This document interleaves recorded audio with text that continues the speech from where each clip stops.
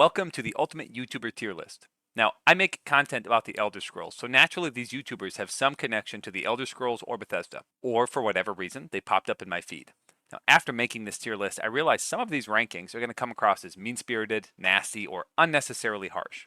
However, my goal is to be funny and informative, so I will certainly insult someone you like, but even more likely I'm going to praise someone that you hate. As you watch, keep in mind I have not fully researched any of these people. That would be literally impossible. My criteria is, well, my personal opinion, but I really don't like liars, I really don't like grifters, and I have the best sense of humor. With those few caveats aside, I did an absurd amount of research for this, so I do mostly stand by basically everything I'll say. Maybe in the future I'll learn that H-Bomber Guy eats babies or Rags is actually funny, so some of my opinions might change. Also keep in mind I've had to do a lot of driving this past month, so visual design isn't going to be very important in my rankings. I've mostly listened to the audio of these videos. I'm also just a little too autistic to be a great judge of visual design. So, all right, let's dive in. We're going to start with the Act Man. This is it. Not only do I take dick in my butthole, but I also think the government should own the means of production. He is kind of the epitome of normie tier videos. There's just some basic stuff here, nothing too interesting, and he often has the safe, normal opinion. If something's popular, it's good. If it's unpopular, it's bad. And that's not his reasoning. He does have some thought process behind what he says, but it's very rarely unique and really insightful. I'm the gayest man alive. He's kind of charming, and I think some people like him, but it's just not really my cup of tea. I was thinking about putting him in D tier, but then I saw him talking shit about AndyPants Gaming, and honestly, he did a great job with that, and it was hilarious, and that's going to bump him up to C tier. So we're going to start with the Act Man in C tier. If you like normie basic content and you're not autistic at all, or maybe even negativism, then you'll enjoy the Act Man. I'm going to keep things somewhat alphabetical, but I'm not going to go perfectly by that because one, it'd be a pain to find out exactly what order that would be in, and two, because I just mentioned AndyPants Gaming, we're going to go to AndyPants next and not AndyMath. AndyPants Gaming is famous for calling everything gay and retarded. Now, while that might take you back to middle school or high school and make you chuckle a bit, the problem with Andy is he's completely fake. He's not even a real person. Yeah, he said about 4 months ago Asmongold had no integrity and Asmongold was a grifter. And then like a few weeks ago he said, Asmongold is my favorite YouTuber, is one of my favorite YouTubers.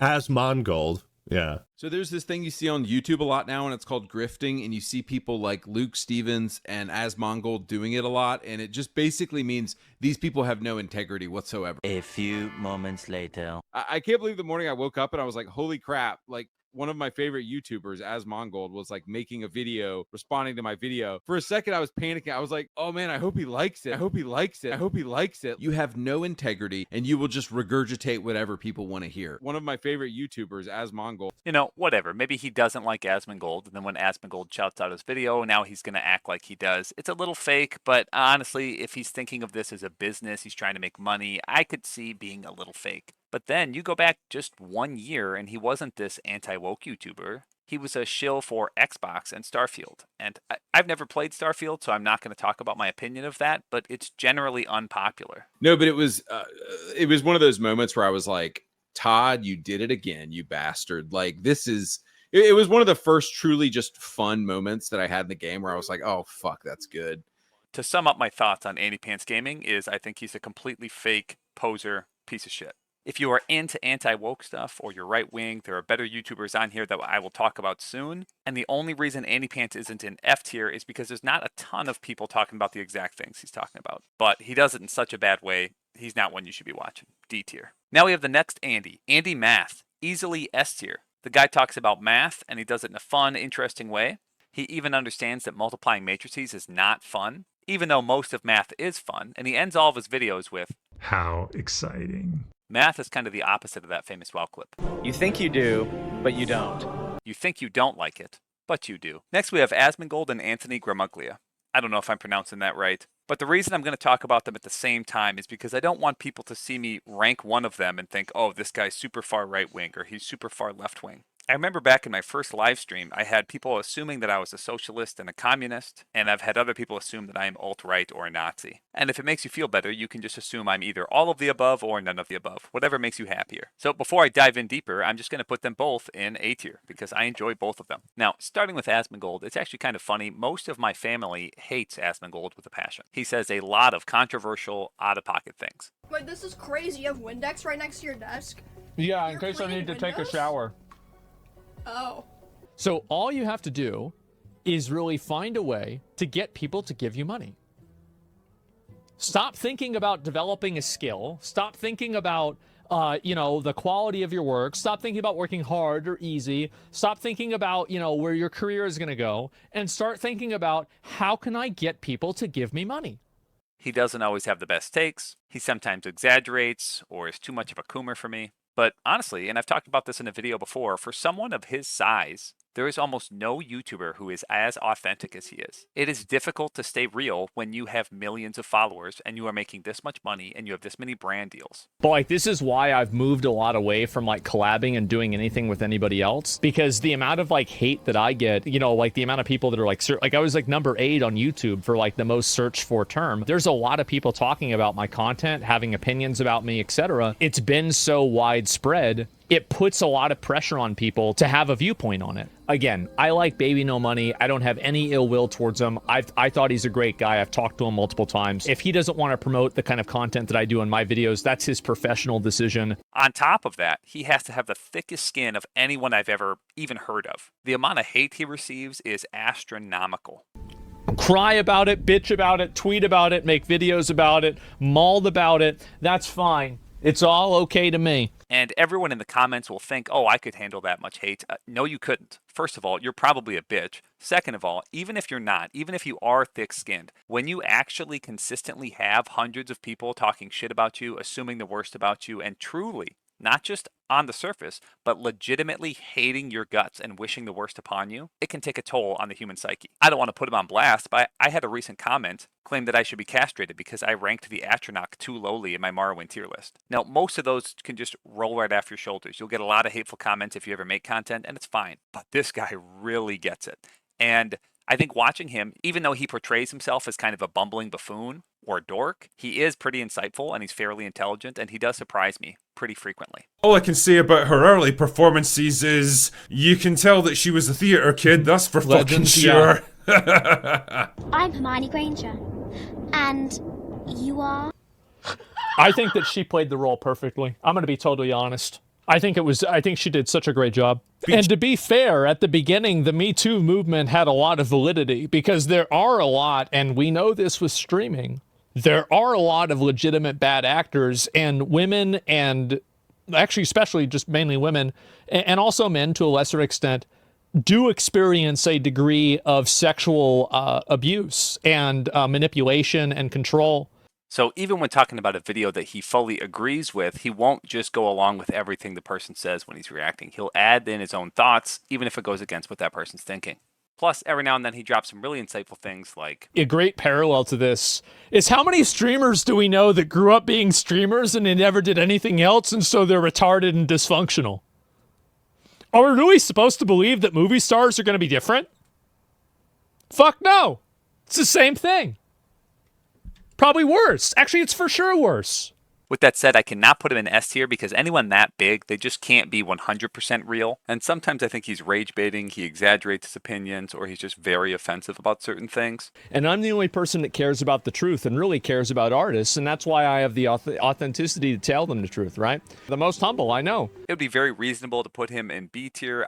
I think I'm going to leave him in A tier just because I personally like him. He's funny to me, but it'd be very reasonable for somebody to put him lower. Next, we have Anthony Gramuglia. My brother recommended I check this guy out, and he is clearly a leftist, very far left wing, and the main theme of his videos is kind of pushing back against those typical right-wing talking points. For example, the title of this video is The Hypocritical Hate of Girl Bosses. He's pushing back against those talking points. Or even right here, it says, no one hates Ironheart for the right reasons. But really, the first video I watched of his is, when does a YouTube critic become a lying grifter? And I thought that was funny. I also don't really watch movies or TV shows, not very frequently. So it's hard for me to rank a movie critic. You'd think, excuse me, Old Knight, shouldn't you be ranking Elder Scrolls YouTubers or at least video game YouTubers and not movie critics? Well, no, this is an entire YouTuber tier list. It's anybody I've seen videos of and have an opinion on. And if you are right-wing, you're not going to like this guy's content. Just flat out. You have to at least be moderate or further left than that for you to enjoy any of his content. Very diverse film. It pushes a lot of very deep messages about the history of racial violence, how white people have stolen the music of black people and taken it for themselves, how the Klan sets up things to manipulate black people into a place where they can be happy, only to attack them in places where they're most vulnerable. Yeah, well, guess what? Fucking pronouns! Fucking gender ambiguity! Fucking current day Californian shit! Because that's all we fucking know! Because we're boring! We're so fucking boring! Where was I? Oh, yeah. He's got a certain style. He's obviously left-wing. He critiques YouTubers from a left-wing perspective. If you don't enjoy that, you're not going to enjoy Ant. For me personally, I think I have a pretty broad worldview, and so it's easy for me to enjoy content from people like Asmongold and like Anthony.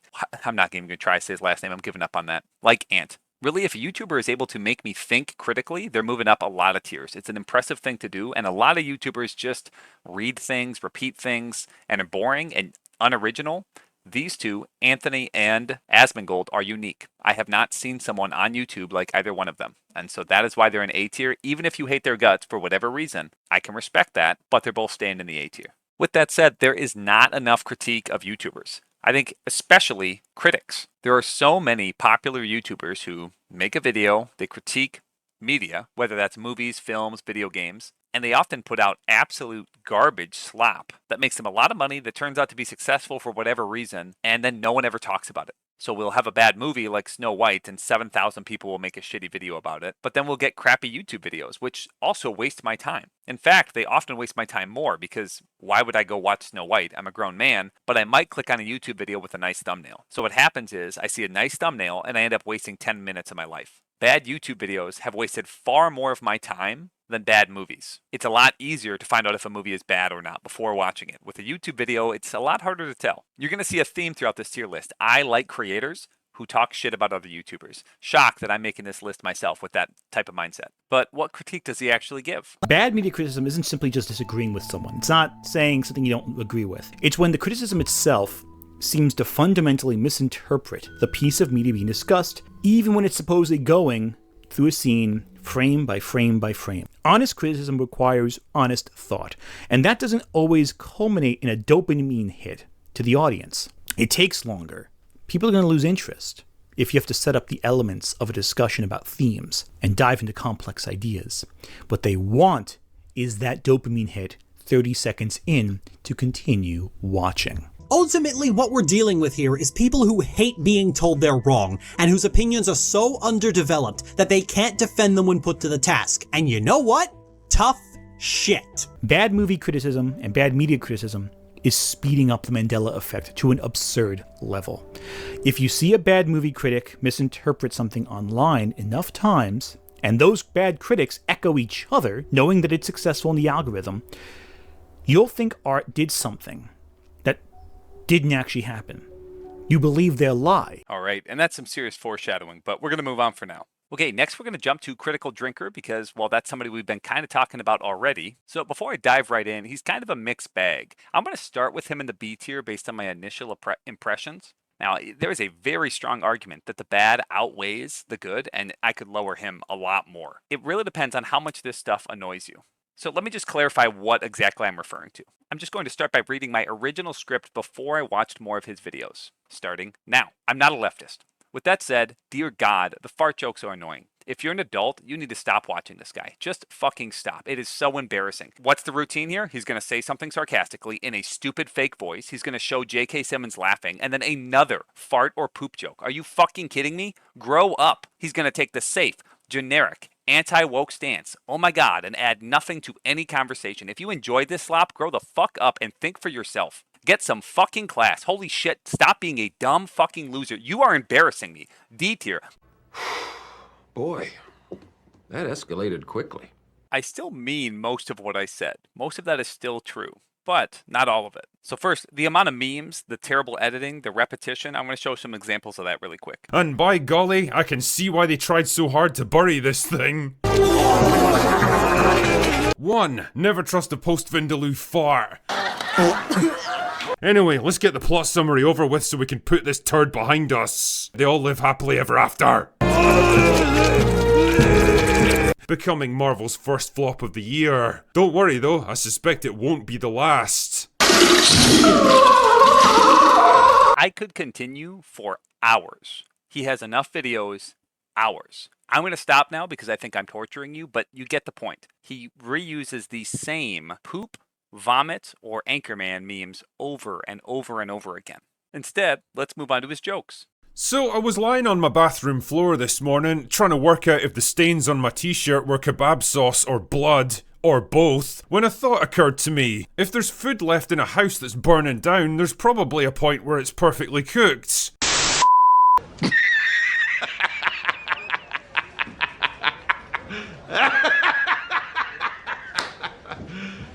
You serious? Hey, look, I've put as much work and effort into editing my video as Critical Drinker. I added a stale old meme for Gen X and old millennials. You see that? I made him laugh sarcastically after he told the joke. That must mean he's stupid and I'm right. Okay, enough talking shit about him. Now we can get to the good stuff. In fact, the reason these things actually bother me is because this man makes a boatload of money. Not only does he have 2.3 million subscribers, he puts out very short, quick videos that get millions of views. We can just look here from Red Sonja. 10 days ago, 1.3 million views, 500,000, 770,000, 1.1 billion. That one was uploaded 9 hours ago and has well over 300,000. These are making him a boatload of money. This is his full-time job. And then we still get things like this video, every Marvel Phase 4 movie reviewed, where there's no sound in your left ear. Like, he just totally messed that up. And it's like, this is your full-time job. This is what you do for a living. The quality needs to be better. Okay, I said I was going to stop shit-talking him. Okay. Last thing I'm going to shit talk, and then I will be done. The fake voice. This is what he actually sounds like. Again, just because she's a woman and he's a man doesn't mean she has to be better than him at everything all the time forever.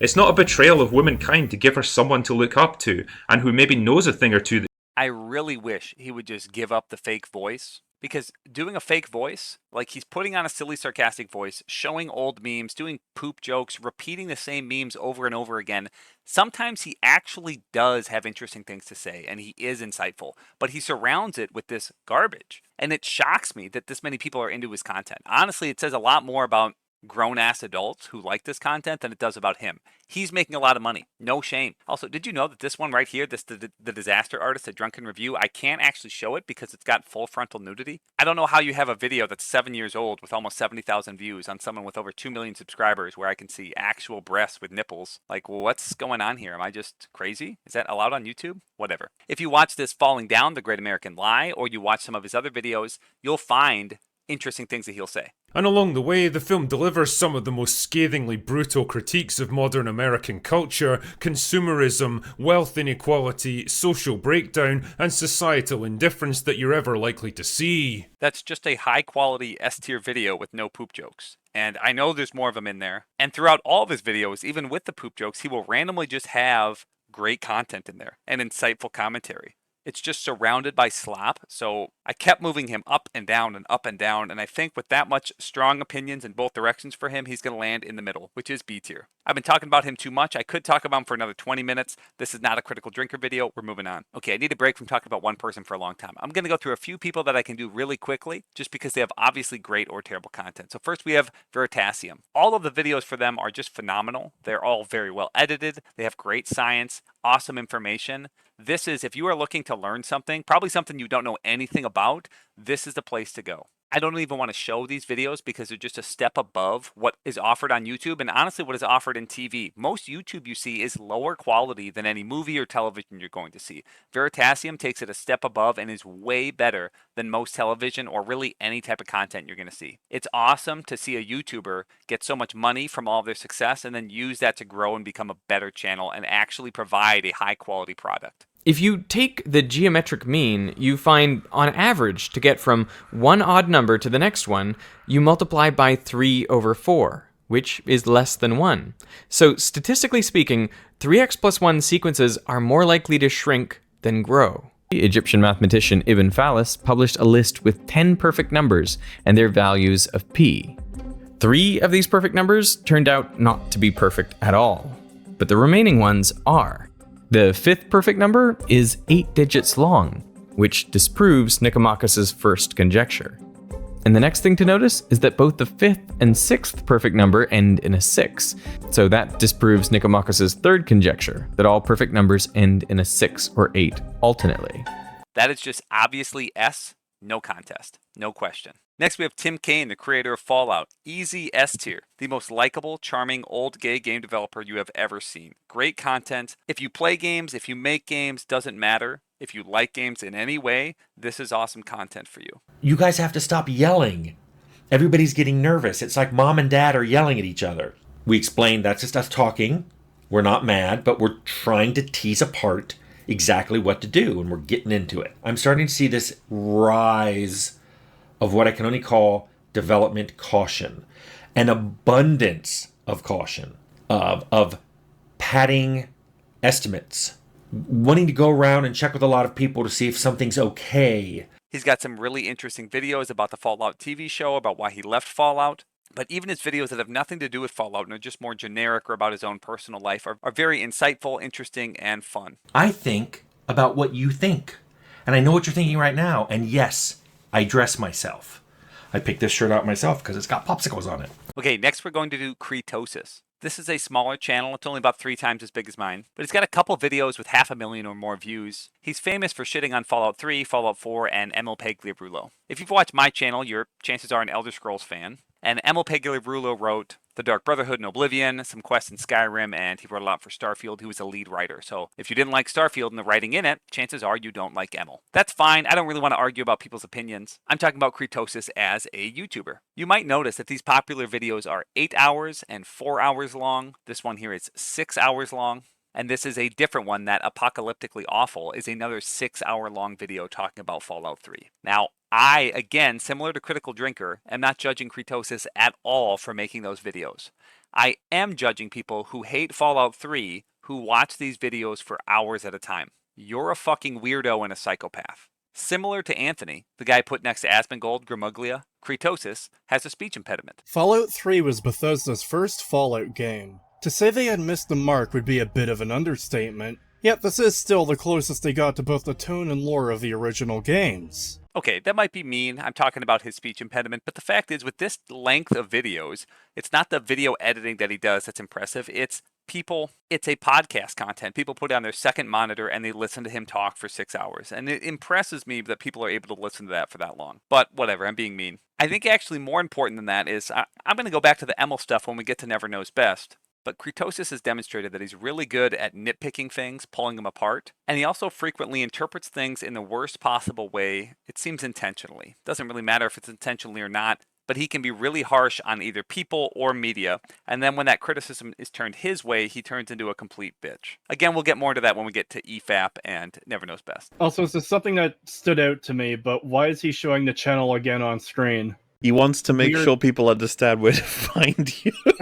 Yeah, that was essentially my takeaway from it is, okay, I'm talking about how shit this person is. By the way, here's their channel so you can go find That is them. a bit weird. It just comes across as a whiny bitch when you're used to these kind of words being said in your Discord, these kind of ideas, you have these kind of comments that you heart, and he is aggressive in his videos, and then all of a sudden now he's just like, oh, but I'm just a little bitch, just little old me, and I don't really like that, but whatever, not a big deal. With all that said, he does have some good commentary, so I'm going to put him in C next to Actman. So there's some good commentary, but overall, he's just kind of a nasty person. And a VTuber, that's just weird. You shouldn't do that. All right, next on the list is Dark Lore Dash. He has some of the best Diablo content out there, and also a lot of good Elder Scrolls secrets and various content. The summoner we see in Diablo 2 was not actually officially recognized in canon as the same sorcerer from Diablo 1 until nearly a decade later during BlizzCon 2011 when a single hero asked the fateful question of the devs and it took a full minute for the answer to arrive. Enjoy. Okay, Horizon's urinal. Journal. Yes, well, glad you found it. Such a shame about those poor harem girls, huh? I shall miss them deeply. I mean, their conversations, of course.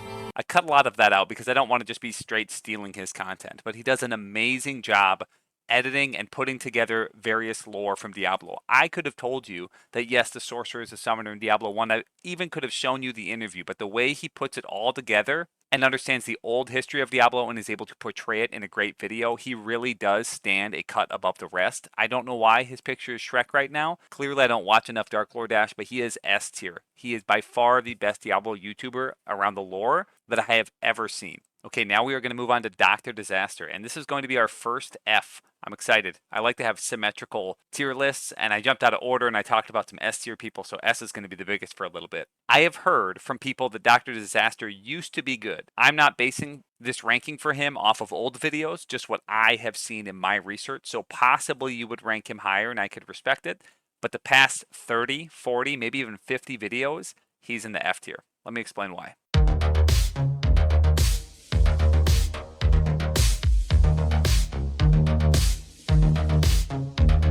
His music is absolutely very catchy and I like it. And frankly, if you haven't picked up on this from the tier list already, I probably agree with a lot of his opinions. And I think that's actually why I'm harsher on him, because he is using the popular opinion of a lot of normal people to make money. Just today, he has put out 3 videos. He is the epitome of what Gramuglia talks about in his videos. Let them tell you it. Welcome to every video we make. We use one little thing and then we build the narrative out of it. Don't act like that's not what we do. I don't build a narrative. I give my opinion. Fucking that's you are hard. what we do. You've made the same fucking video on the same topic at least 7 times a week, Ryan. And you're gonna act like we don't do that.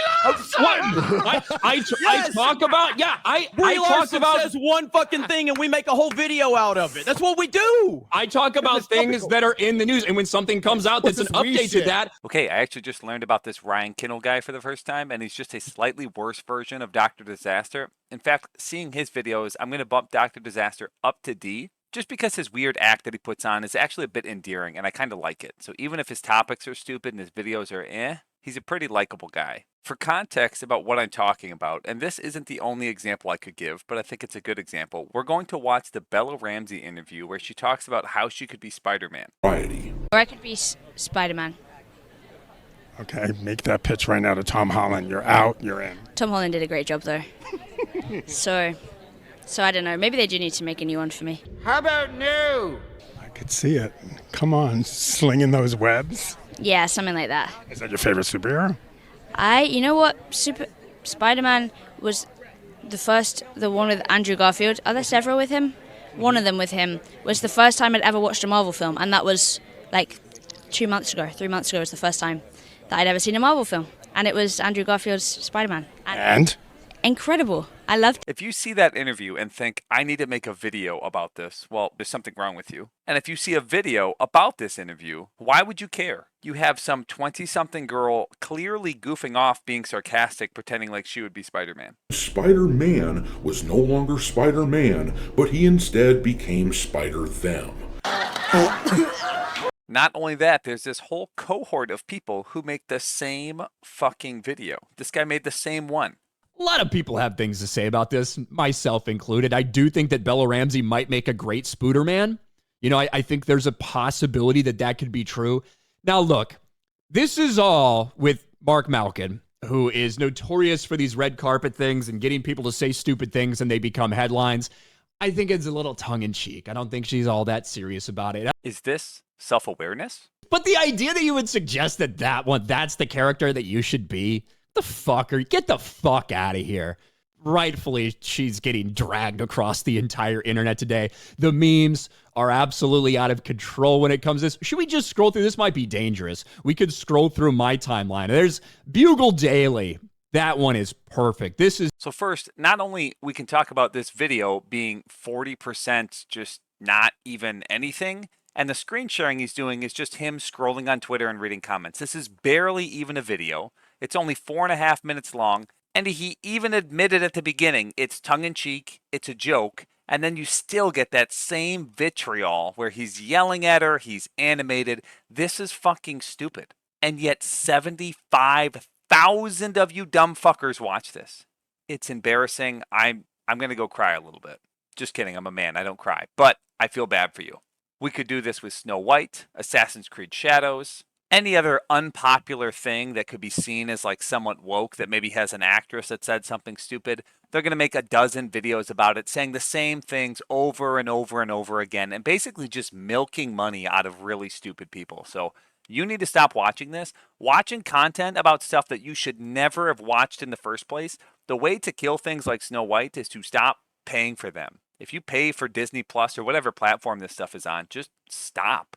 You don't need to watch Ryan Kinel to not give Disney money. It's pretty fucking easy. You just don't buy a product. It's actually the easiest form of protest I've ever participated in. You save a bunch of money and you just watch way less slop and respect your own time and money. It's great. Okay, we've been really harsh on a lot of right-wingers except Asmongold, so Synthetic Man is also going to go in A. I can't put him in S because, well, he's just really weird. We eat Christian babies or poison wells. Yeah, you just only eat the foreskins, not the whole baby. And you might have a very strong opinion about Synthetic Man. You might hate his guts, and I could kind of get where you're coming from. Kind of like Asmongold or Anthony Gramuglia, all of them. This is why these guys aren't in S tier. For everyone in S tier, you should like them no matter what. If you don't, you're wrong and stupid. A tier is, I think they're phenomenal, but there's a very good reason why you might just hate their guts and put them in F tier. Why is it that the swastika is like it's like the equivalent of throwing holy water on someone? Like leftists refuse to draw a swastika properly. It's like really pathetic. Love and hate are intertwined. Also, it's fucking obviously hot to call your girl a slur, you know? That's just, you know, that just brings something out of you. Just go pick one off the street then. They ain't even gonna arrest you. Just fucking get one of the human trafficking victims. I'm sure you can buy on the corner of Croatia. I mean, shit. This guy is the epitome of the black pill. He hates everything except trash games that remind him of his childhood. Anytime I've caught a stream, he's watching Dragon Ball Z. Here, let's click on it. I'm actually shocked this is not some terrible Dragon Ball Z game. But all right, whatever. Synthetic Man loves complaining. He bitches about everything. He hates everything. He's black pilled. He's a doomer. Where they do not get a woman. No, they're a fucking freak, and the best they can hope for is a goddamn AI girlfriend. They're not the main character. No, they delude themselves to thinking they're the main character, because it's literally happening right now, and fucking retards who aren't even that goddamn old, not to name any specific names, don't get the movie, and it's like, how the fuck can you expect to lead anybody if you don't even understand who you're talking to? He's very entertaining. You shouldn't watch too much of him or it'll probably drive you insane. The vast majority of even like right-wing YouTubers are desperately trying to come across as not racist instead of just not giving a fuck. Not giving a fuck would be the right decision. You don't have to go fucking 1488. You just have to not care. That's all you have to do is not care. But no, every time they're like, no, dude, I have black friends, or, you know, blah, blah, blah, blah. But a good Synthetic Man video every few weeks it's healthy for you. It's good for you. As you might have noticed from those video titles, we will come back to Synthetic Man more later when we talk about EFAP, Mauler, and Rags. But let's take a little bit of a break from the drama and talk about some of the other content creators. Fuck alphabetical order. I'm done with that shit. We got Lyle Shnub right here. Seems charming enough, makes a boatload of videos, uploads like all of his content. He has some interesting opinions about Elder Scrolls, and he really dives deep into some mechanics in some of his videos, which I can respect. However, something about his style...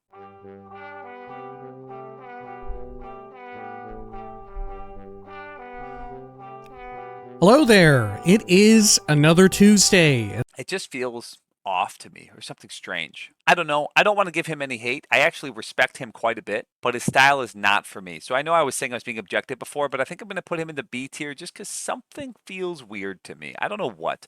And you know, Zaric Zhakaron, wherever the hell he is, or is it Zaric Zhakaron? I don't know.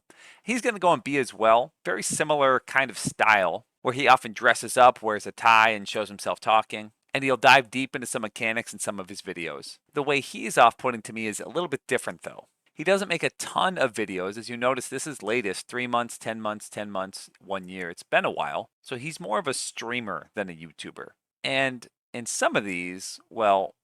Catboy here, his crafting set is specifically glamored to be, obviously, a maid outfit. It's just a bit too weird for me. I can't really handle it. It kind of makes me think of VTubers. VTubers are too weird for me. It's very off-putting. I don't know if I'm just old and out of touch, if it's my fault, but I don't like this. And this makes me want to lower him a tier where I think his content could be A tier. And if that bothered me a little bit more, if it was more frequent, I think he'd be lower to C tier. But we'll just leave him at B right now because he does have some quality content. If you're looking for good Elder Scrolls content, he does have a lot of it out there. Okay, we're going to talk about JuiceHead next. And he is C tier. He does have a lot of good content about updates in games, but he drags it out. He says a lot more things that need to be said. It's as if he's making a video for someone who's never played the game he's talking about before. So if you just set the difficulty to expert, you always were dealing notably less damage while enemies were hitting you notably harder. Going from adept to expert was a massive difficulty jump because it would hit you on both fronts, damage output and damage input. Now you just have the additional option of making things easier if you want. This wouldn't be so bad, but it's got a tiny patch and he somehow stretches it out to a 9.5-minute video. Not the end of the world.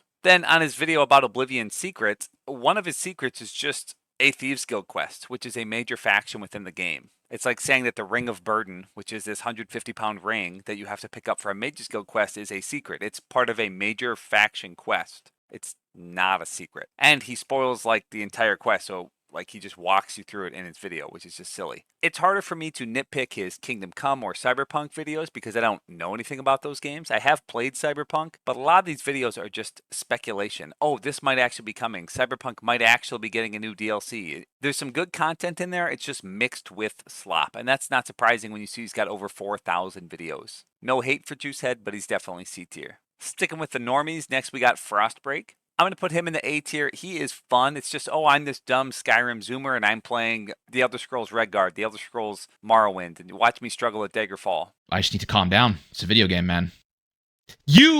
What is happening? What is happening?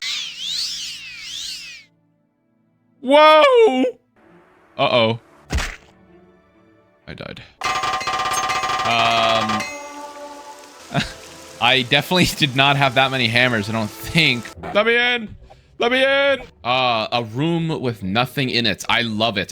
Oh, there's bitches down here. There's naked bitches. You dropped to the ground completely exhausted. What the fuck does that mean? That mean I just died because I just gave up the will to live? My fucking Padme from Star Wars Episode 3, man? Just some good old wholesome family fun. Great stuff. All right, we're looking pretty top heavy, so let's talk about more people I don't like. SmashJT, another F tier. He's basically another Ryan Kinel, another Dr. Disaster. Same thing. Do we even really need to talk about him? I don't think so. While looking at him really quick, one thing that was really funny is if you type in this Mercanti girl's name, I don't really know who it is, but you can scroll down and he's made about 70-ish videos on her. And it takes a little bit to scroll all the way to the bottom because, well, 70 is a big number, right? The very bottom ones aren't about her, but there's still about 70 of them. And then you get to the very last one and it says, Alyssa Mercanti is obsessed with me, which is just fucking incredible.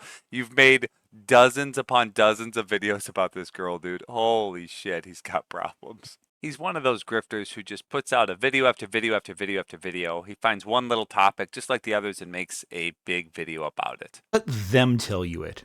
Welcome to every video we make. We use one little thing and then we build the narrative out of it. Don't act like that's not what we do. I don't build a... Nothing too interesting. Maybe there's something interesting in there, but I'm not going to dig through all the slop to find it. After that, we got Rags, and this one's going to take a little bit longer too, and we'll decide between F and D tier after we've talked about him. So first, a little background. He is part of EFAP, Every Frame of Pause with Mauler, and he's been making some videos for years, but as you can see, even on this first screen, just this 16th video was 5 years ago, so it's not like he's making a ton of content. He has said before that he's a bisexual man.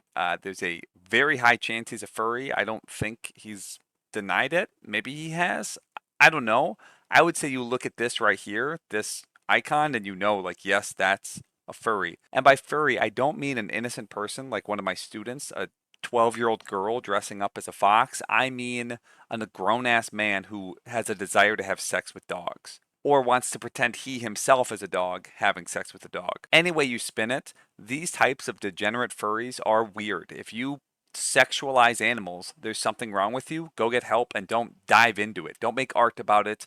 Don't make it your persona. It's fucked up. That's disgusting. As you can see, his popular videos were between 6 and 9 years ago, and it seems like some pretty generic anti-feminist stuff. Nothing too interesting to me. I tried watching this 60 FPS is overrated video where he just argues with someone who has only 14,000 subscribers, maybe 15,000, and even at this point, 9 months in, has 16,000 views. So this isn't like a huge video with a ton of popularity. And even in it, she talks about how it's a controversial opinion that she has. So it's like you're arguing with an unpopular, controversial opinion from a small creator. Like, that's just weird. Yeah, if you dig through the internet, you're going to find someone who has a controversial opinion that you can argue with. It's very strange. I don't even know if I really fully agree with Rags, because I think game developers put too much stock in FPS for non-first-person shooter games. Or what I meant to say is highly competitive multiplayer games where the timing really matters. But even still, it's just weird to make an hour-long video about this because no one knows this person and it's not a popular video.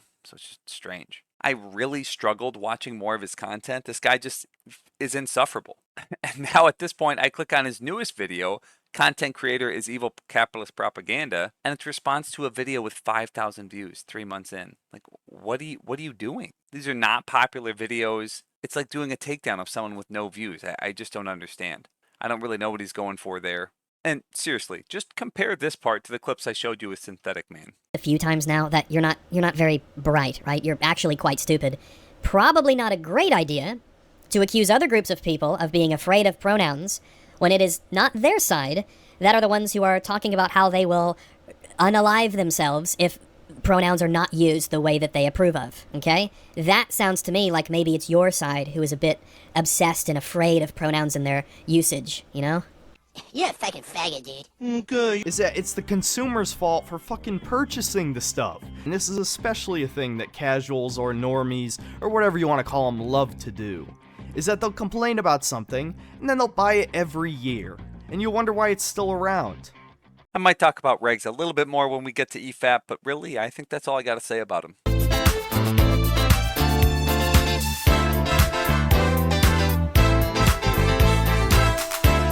All right, I just wanted to give you a break from my voice for a moment. So first we're going to do one of the best, just background noise, is S tier. He is incredible. If you like Elder Scrolls content, he makes some of the best Elder Scrolls content out there. He's recently been making some Fallout New Vegas content. He does a lot of challenge runs like beating Oblivion without using any skills, which is absolutely insane and hurts my mind. His challenge runs are particularly good because you also learn a lot about the game and it's entertaining. Spirit actually comes from the Latin word for to breathe. To early man, the clearest difference between something that's animate and something that's inanimate is their ability to breathe.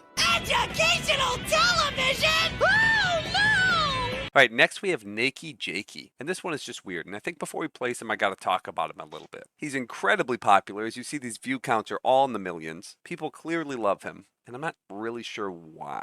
I don't necessarily disagree with any of his opinions, except maybe high school didn't matter at all. And the humor. That is a certainty in life, along with death and taxes and that thing when the waiter says, enjoy your food, and you say, I love you too, senpai. In video games, it's just like a constant barrage of that kind of joke. It's like, okay, and he's sitting on a ball, I guess. And while I kind of get his humor a little bit, I think I'm just too old for it. You know, this is a 5-year-old video anyway, so I don't want to be too judgmental. But I do actually want to talk about the message of this video. even classes on things that you think might matter, like maths or Englishes or sciences or, God forbids, sex educations, they also didn't matter at all. Get freaky with it now, hey, freaky with it, get freaky with it now, hey, having sex with the coach of the football team. Whoa, what are you doing? Get out of the team. Cause Lord knows every time I order a coffee, I say, hey, thank God the mitochondria. All right, he's popular because he's sexy. Okay. Is the powerhouse of the cell, and that the order of operations is PEMDAS, which, as we know as adults, stands for please end my damn ass shit ass life. Am I right? So that's all you learned in all of science class was the mitochondria is the powerhouse of the cell, and that PEMDAS, the order of operations. I am so saddened about my career choice. I will tell you right now, from my experience as a teacher, 7th graders do not know how many colors are in the rainbow or what colors are in the rainbow. Many 7th graders could not tell you what a cell is. 7th graders could not tell you what century the Constitution was written, and I'm talking about the United States Constitution, or what the Declaration of Independence is, and they certainly could not name the two sides that fought on the Civil War. They might be able to say North and South, and that's the most they'll be able to say. Or they'll say the French is something. I don't know, they'll just make up random shit. You might not realize how much you learned going to school for over a decade, but you learned a ton of stuff in school. And some of it actually stuck, and you don't even realize what it is because it's ubiquitous with the rest of your life. You just know things now. And sure, maybe homeschooling could have been effective for you, but to pretend like what you're doing during high school doesn't matter because you don't need to know every little thing as you become an adult is just not true. And it also matters for in the moment. If you don't have any friends in high school or you treat everyone like shit in high school, sure, you'll be able to redeem yourself. We give people second chances, but that doesn't mean it doesn't matter what happens to you or what you do in high school. It's your life. You still know these people, you still have to interact with them for 4 years. The memories, that part mattered.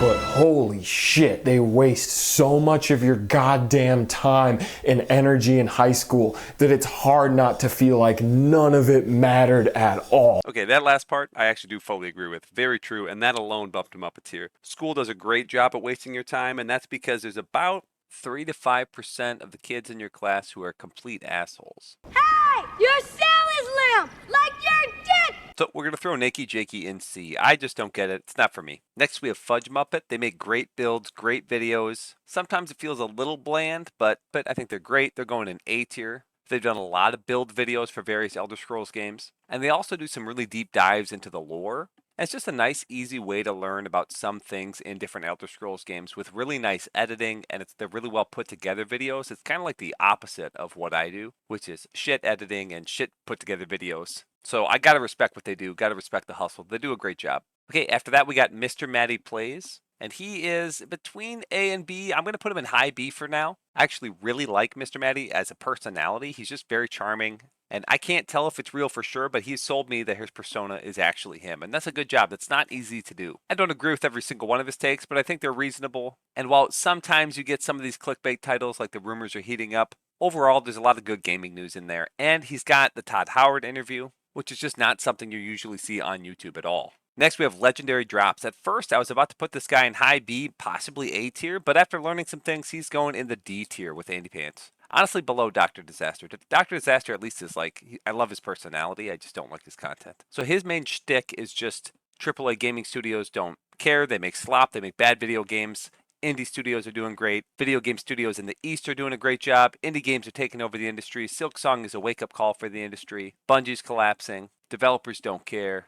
Oblivion is a warning. They're terrified of this game and they won't let it go. Lots of clickbait. I don't necessarily disagree with his takes. I don't think the games industry is great. I really don't think games journalism is great. Both those things are really corrupt. When we compare this to how most studios operate, radio silence, condescension, microtransactions, tone-deaf games, self-inserts, NDAs and embargoes, carefully worded tweets, community managers either going after players or taking hits for leadership while they're hiding in the boardroom. Then when things go sideways, they act like the problem is us, our expectations, our tone, our unwillingness to give grace. So if you see what I mean, obviously he's correct that video game studios often act entitled like they deserve our money for making a crappy product. It doesn't change the fact that he makes a 17-minute video titled "This is what the AAA industry threw away," and it's an advertisement. Don't you guys love watching a trailer, sitting back, letting out a sigh of relief and saying, yeah, this is made for me? No, just a solid mix of gameplay and story that leaves you, for once, optimistic about the future.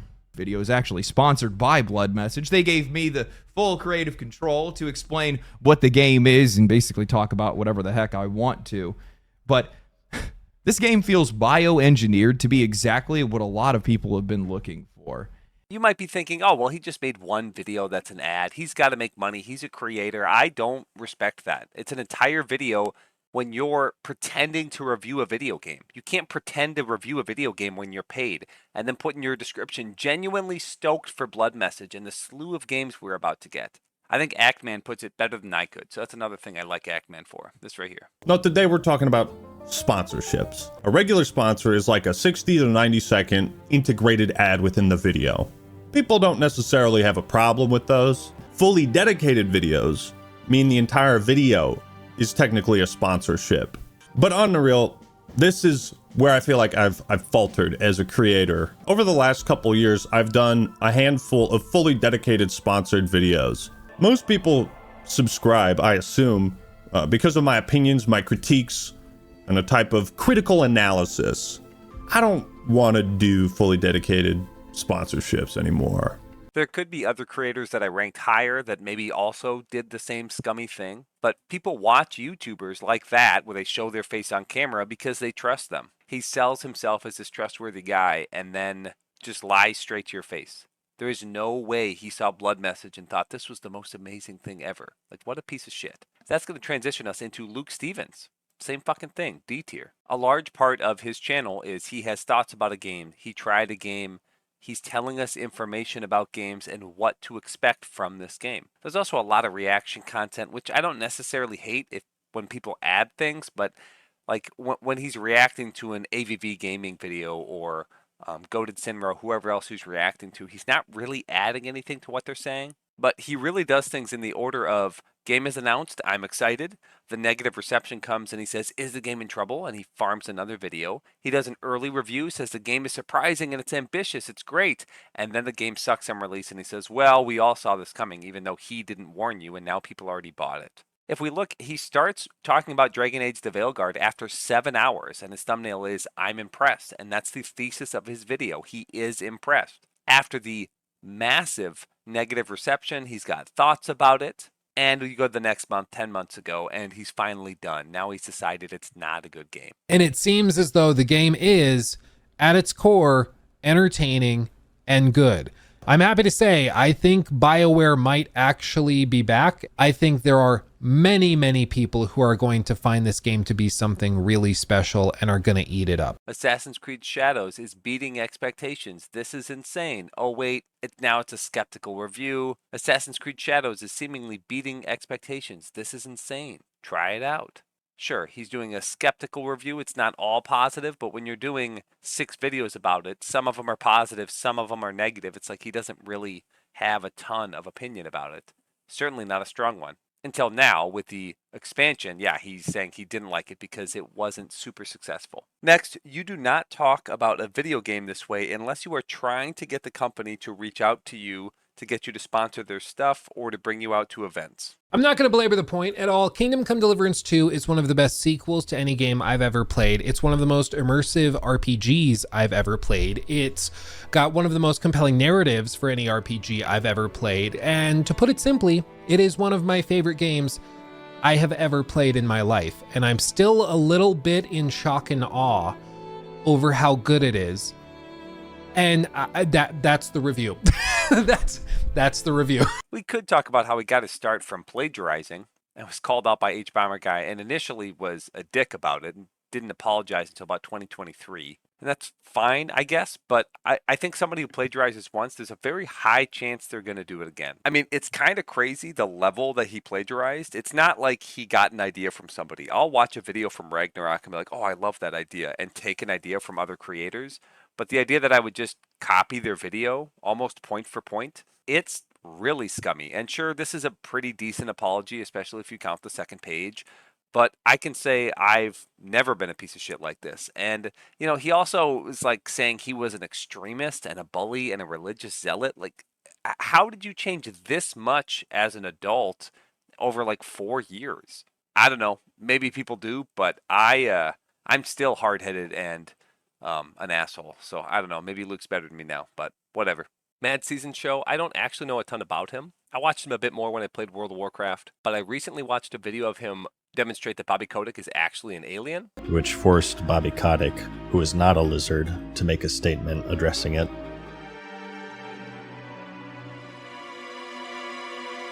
I want to talk with you today about our future and reiterate my conviction to create the most welcoming and inclusive workplace.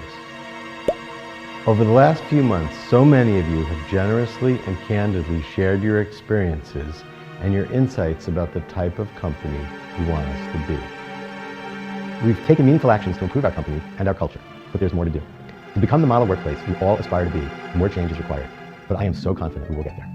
There will, of course, be continued media attention about us and our industry over the next few months. In fact, there's an article today that paints an inaccurate and misleading view of our company, of me personally, and my leadership. I want to say 2 important things about this. First, we are incredibly fortunate to have the most talented people in our industry, all so committed to constant improvement, and I share this commitment. The second thing I want to say is that anyone who doubts my conviction to be the most welcoming and inclusive workplace doesn't really appreciate how important this is to me. Creativity and inspiration thrives best in a safe, welcoming, respectful environment. There is no substitute for that. And staying true to our values, without exceptions, is the best way to retain our talent and to attract the new talent we need to achieve our great potential. As I made clear, we're moving forward with a new zero-tolerance policy for inappropriate behavior, and zero means zero. Any reprehensible conduct is simply unacceptable. One chance, but better enhance our culture. We do the example of critical culture. We are so incredibly fortunate, connecting and engaging well to drive the fun with transformation. Consciousness to welcome, inclusive workplace ensures we will achieve our mission. For the last 3 years, our industry has focused on topics and eliminated opportunities for us to change. And we must cross to embrace this need for change, so we can bring our we're the very best place to work. Thank you for your commitment to a culture of respect, your appreciation for the unique talents we each possess, and for maintaining the very best environment for all of us to work. For that, I am truly grateful.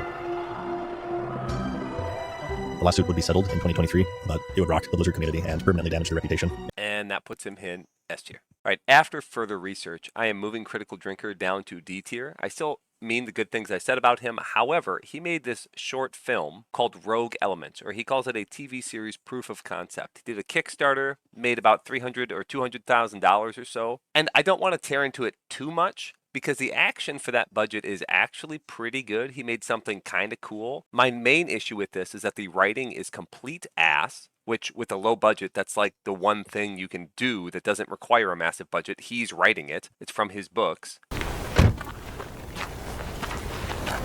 You know how much I love getting phone calls from you at 6 a.m.?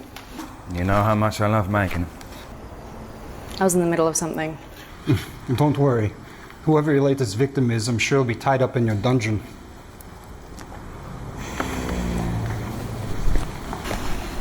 Why'd you bring this fucking asshole in? And even worse than the bad writing is the girl bosses in it.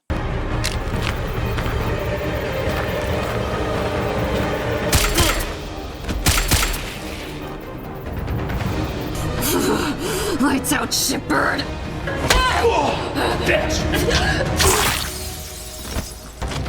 Contact left!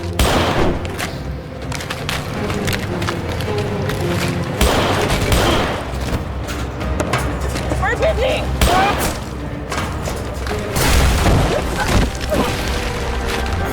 She looks hurt, right?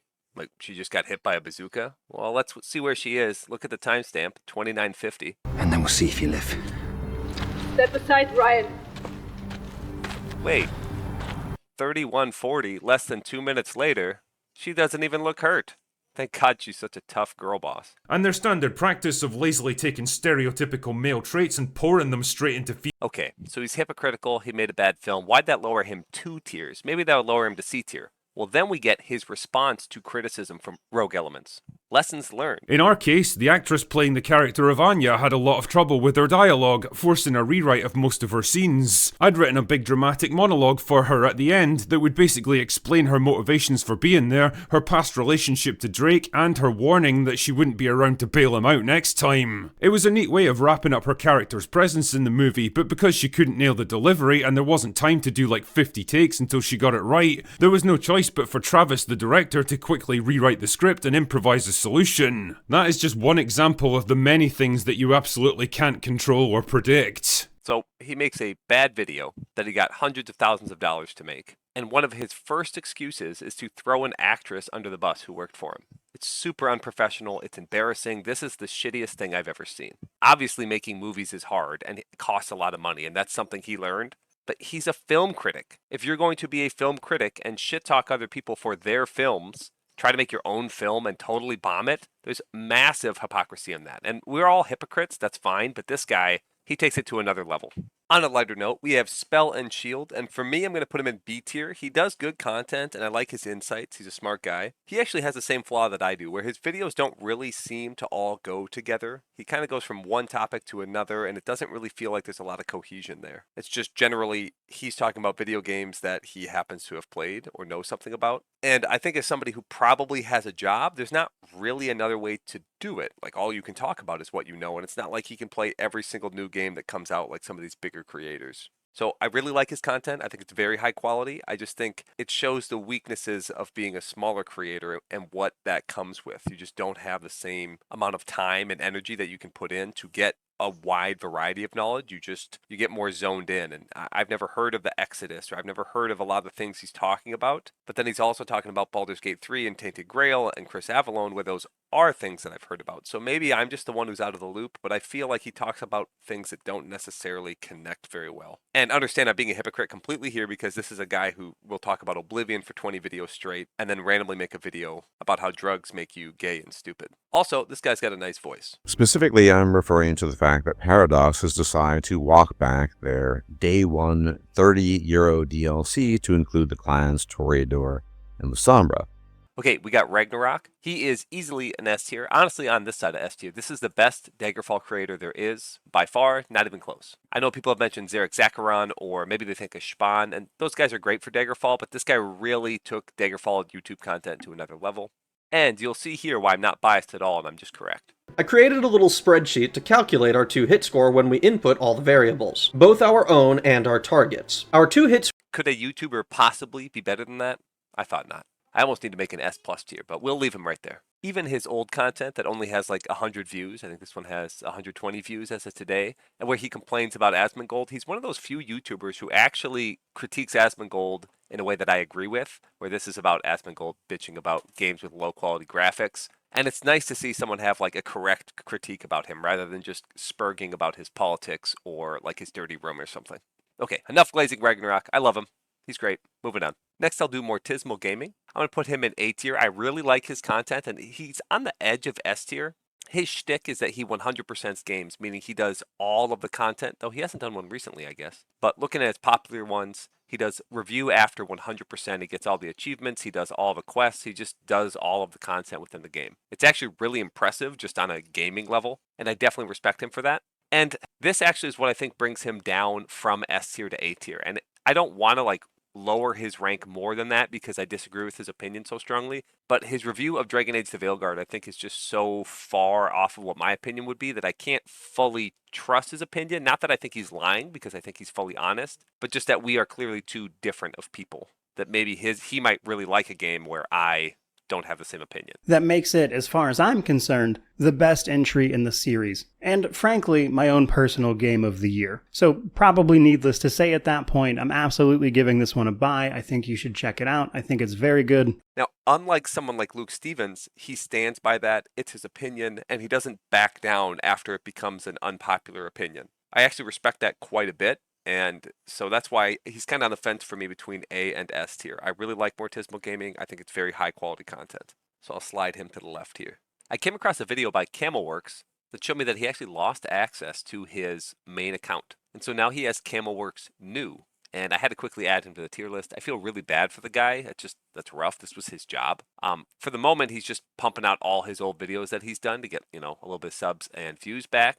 But I know a long time ago I've seen a lot of these videos, and I think when he gets back into it and he gets back into the swing of making new content instead of just re-uploading stuff, we're going to see a lot of more really good videos by him. Just right now, I've already seen a lot of these videos, so it's like, okay, I'm not going to go and watch all of his videos again. However, you should absolutely go and subscribe to him if you are not. It's Camelworks new. I feel really bad for the guy. I think his content is somewhere between B and A. I might just be putting him in A because I feel bad, but he makes good content. I would put him up there with FudgeMuppet. They make great content, both of them, especially if you're into the Elder Scrolls at all, whether that's the lore or the items in the game. I also added these two because I realized I had a lot of slop right-wing YouTubers that aren't very good, and I didn't have any same left-wing. So I have left-wing and right-wing people that I like, and I talked about a lot of right-wing people that I don't like. And this Stephen Woodford guy came up as like the perfect example of an F-tier leftist. Like, we're just going to put him right next to Ryan Kinel. It's like the same person, but he's British, which honestly might lower him to F- because, ooh. But you can see this is just like the leftist slop. Like it's the equivalent of what Ryan Kinel does. There's going to be some very small story. He's going to make a video out of it, and people who are on his team are going to watch it, and so he's going to make money off of that. Let them tell you it.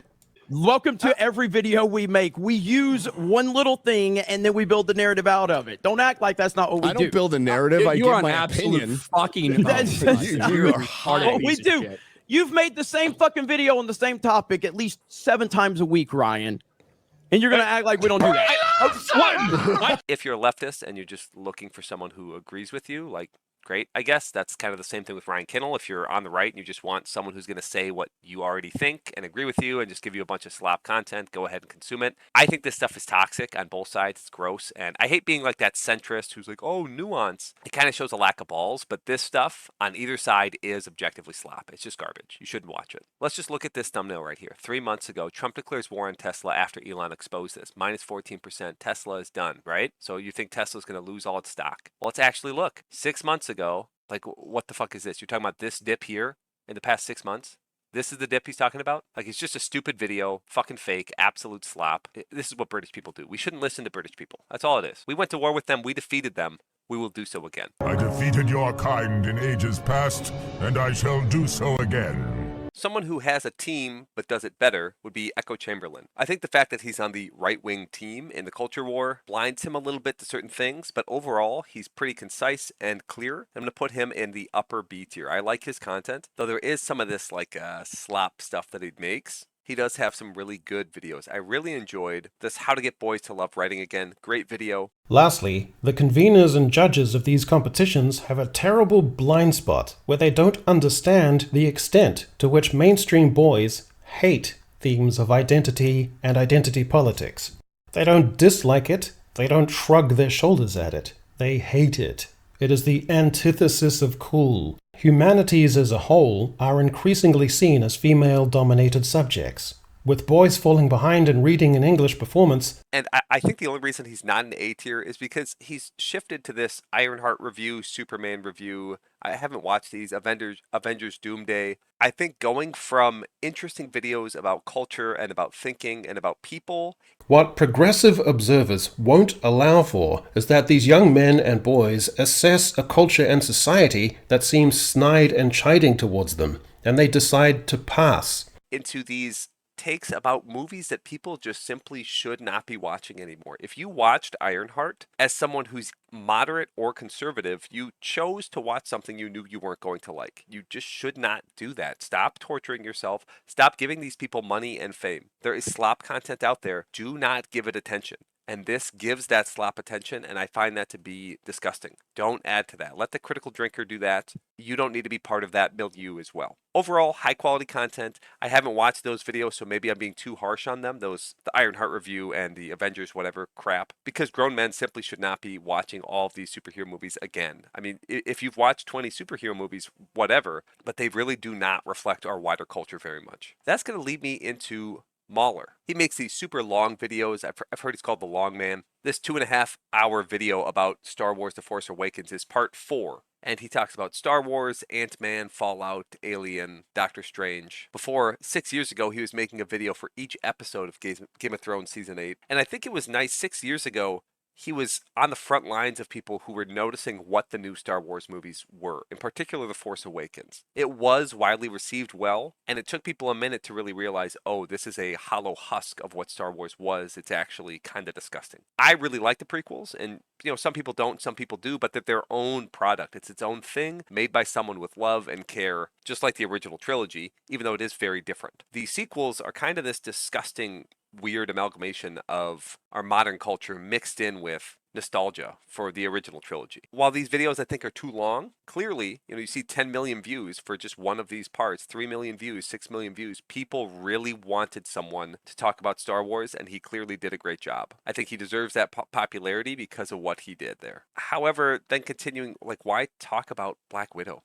Who even watched that? Why talk about Doctor Strange? Maybe grown men are all still watching this. I just don't get it. I really don't understand why as a grown man you would watch the 75th, the 100th, the 200th superhero movie that is coming out. They are obviously swap, is obviously oversaturated. Pick a few of your favorites and watch those ones like a normal person. Maybe this is a dumb take. I respect Mauler, so I'm going to put him in B for what he's done. I just don't think a lot of those videos are very interesting to me. So maybe that's more of just a subjective take. Maybe I'm alone on that island. But that's going to move us to EFAP, which I am much harsher about. EFAP stands for Every Frame Pause, and he does this with Rags, and I think this guy's like Fringy or something. And they mean it. They literally will watch a movie or a video for a few moments, pause it, talk for a while, and then hit play again, and then pause it. Every frame a pause. This is a 7-hour, a complete breakdown of Superman, a 10-hour video, the one where we talk about Ironheart. I think to be able to do that, you have to be a little psychotic. I do not know a single grown adult in my life who watched Ironheart.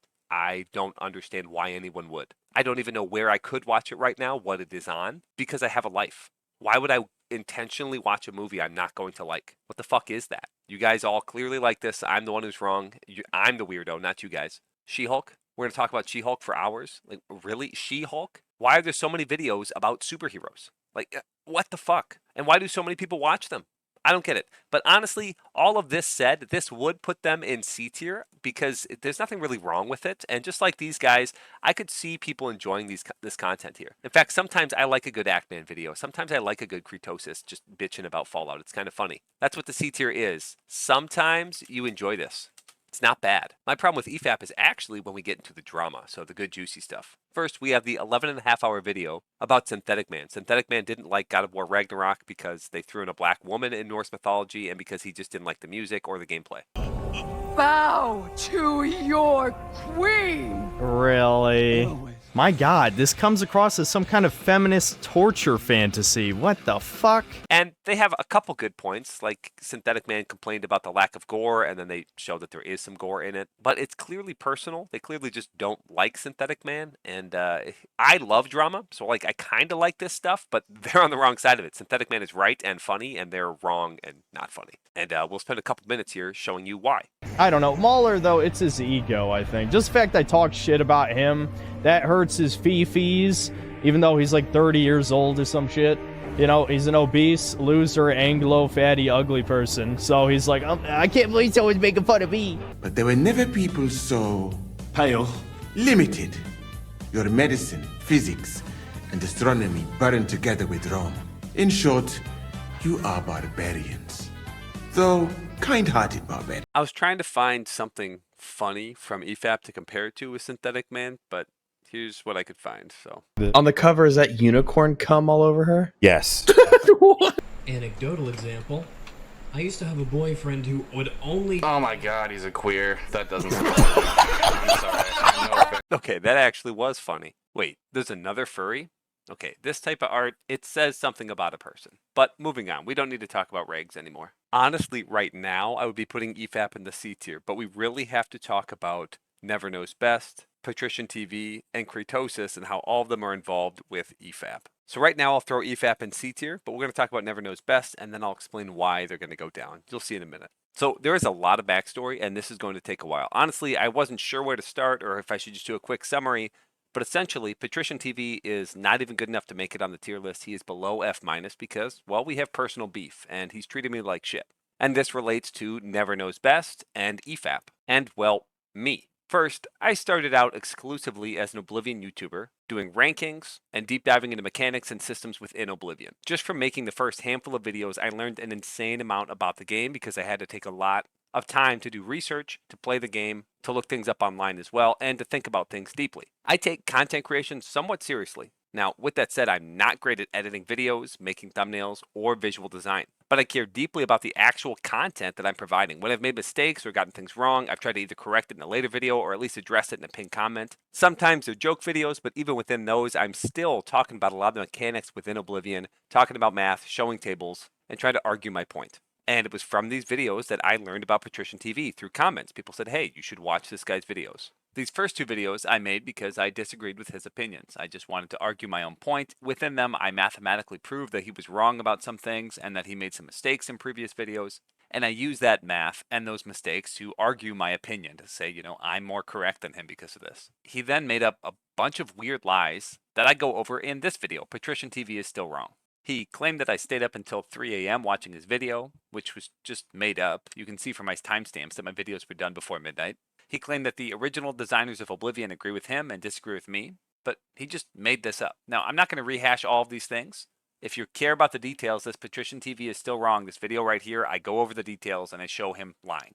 Since I made that video, he's lied more about me. To explain the lie, I have to show more backstory. So first, we're going to talk about why I made this second video. What mistake exactly did he make? Now, tell me, which one was the master clip and which one was the apprentice clip? This is not a trick where I switch the clips or they're both the same skill level. I've kept all the conditions the same. Same enemy, same difficulty. The first clip is skill level 5, the second clip is skill level 100, and yet they are practically identical, because unlike in Morrowind, there is no progression in Field of Combat. As someone who's actually played Oblivion and not just read the UESP to make content about it, I immediately knew that something was wrong here. I didn't know exactly what was wrong, but clearly something was wrong, so I made my own test. I have a glass longsword, which it looked like he was using as well. Notice with 5 blade, that does 3 damage. This is a skeleton hero. This is going to take a long time. I'm just simply not killing a skeleton hero. So 5 blade is very weak. And I have 100 strength. I'm still just not killing this guy. Pretty much my weapon is going to break before I kill this guy. It just takes way too long. It's absurd. Because going from 5 blade to 100, you're going to be dealing more than 6 times damage. It is more than a 6 times damage increase. Now, you might be thinking, oh, okay, he made a mistake about a video game, who cares? Fair enough. But the purpose of this section is to tell you about his lies, not his mistakes. The lies come from his response to my video, which came later. In my own video that I just showed clips from, I demonstrated that my test was nothing like his, that the skeleton took literally forever to kill. When you saw the clip from his Morrowind video, he had no difference between the two clips, 5 blade and 100 blade. In fact, he even says that. Now, tell me, which one was the master clip and which one was the apprentice clip? This is not a trick where I switch the clips or they're both the same skill level. I've kept all the conditions the same. However, in this response video, which is like some cringy apology video, he says, but I made the other mistake. Some people lately were taking issue with it. Ironically though, not for the actual mistake. No, their issue is that they think the blade level 100 example shouldn't take 24 swings. Now, he just made that up. I never said that in my video. Seriously, listen to what I say. My weapon is going to break before I kill this guy. It just takes way too long. It's absurd. Beyond his lie, this is the most narcissistic, weird, I was wrong video ever. He minimizes his error. Bethesda makes mistakes. So do I. Also, he couldn't help but make a little jab at me. So, I guess these people are self-reporting that they play below the middle difficulty, which is why it seems like it should take fewer swings than it actually does. When in reality, it took less swings in my 100 skill test because I used 100 strength and he only had 40, which I talked about in my video. Now, we're going to show what a high-level character would do. They would have 100 blade and 100 strength. I showed it both in the gameplay footage and in the spreadsheet. And for those of you who might be confused, remember I said it took so long to kill the enemy with 5 skill that my weapon was going to break. My weapon is going to break before I kill this guy. It just takes way too long, and this is how he interpreted that. Which is why it seems like it should take fewer swings than it actually does. The exact opposite way. What the fuck kind of lie is that? Lastly, he talks about how he knew he made the error before making his video on Oblivion, but he didn't think it mattered because his error was in favor of Bethesda, whatever that means. This is a weird way of thinking, and it shows he doesn't care that he blatantly lied in his video, and he couldn't take a single minute to clarify in a 12-hour video because there wasn't enough time. I was going to address it in my Oblivion video and didn't because it gets too much into methodology and interpretation.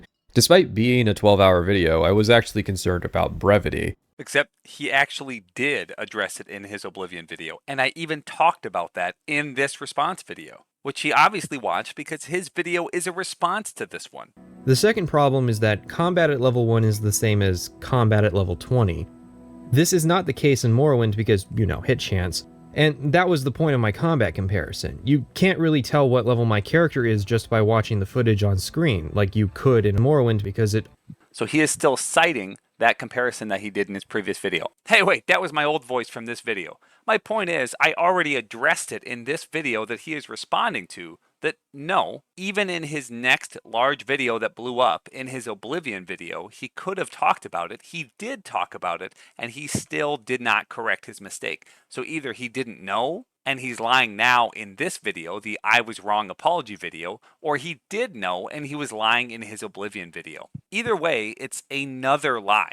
Now, this section has been a little long on a guy I'm not ranking. This is because this context is needed to understand the connection between EFAP and NeverKnowsBest. So to quickly summarize my interactions with PatricianTV, he's lied about me again and again and again. This response video on his second channel is probably the most egregious because he lies about his mistake, he lies about what went wrong, he lies about what my videos were completely about, and he just tries to rewrite what happened in the past to make him not look as bad. It's a complete and total lie from top to bottom. This I was wrong about Oblivion video is just complete horseshit. And of course you get dipshits in his comment section with 32 likes. Oh yes, Old Knight's the liar. Clearly Old Knight's the liar. PatricianTV knew he was lying about that. He knew he was lying about everything he said here. There is no possible way he would make the exact same mistake again. There's no way you watch my video and come to the conclusion that I think that they think the blade level 100 example shouldn't take 24 swings. It's just a fucking lie. The whole thing. He's a piece of shit scumbag. Super deceptive. Okay, now we can get to NeverKnowsBest. Keep that in mind as we get there. Okay, but I've also talked about myself a lot, so I'm going to quickly rank myself. So real quickly, I'm honestly going to put myself in B tier. You could argue I'm C tier. I was thinking about putting myself next to Creetosis because like I'm kind of a dumbass just like him. I see a lot of myself in him, but I don't have a speech impediment, so suck it, Creetosis. And you know, every now and then I have some really high quality S tier content that really just blows everything out of the water. We'd say like actually gay is like 1,000, but you know, I'm probably like 0.4. But maybe we're talking about you, so it's like 4 gayness, right? Okay. So if you do drugs, your IQ, this is not going to work for height. The spreadsheet's just not going to work. We could do, you know what? We're changing it. We're changing it. So it's going to be, we're just going to, if you're watching my stream, it's probably more like 7. Okay.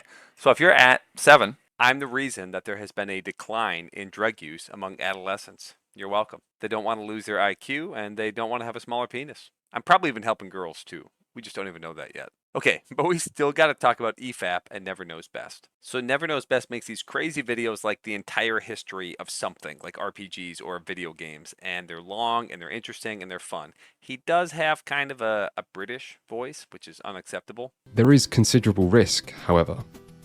Talking about politics alone is risky, and political content creators are only successful because they reaffirm their audience's opinions, not because they change anyone's minds.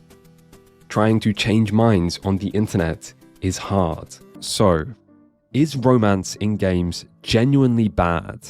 And is this what explains the lack of focus on it for the medium? Well, no. Romance in games can be great.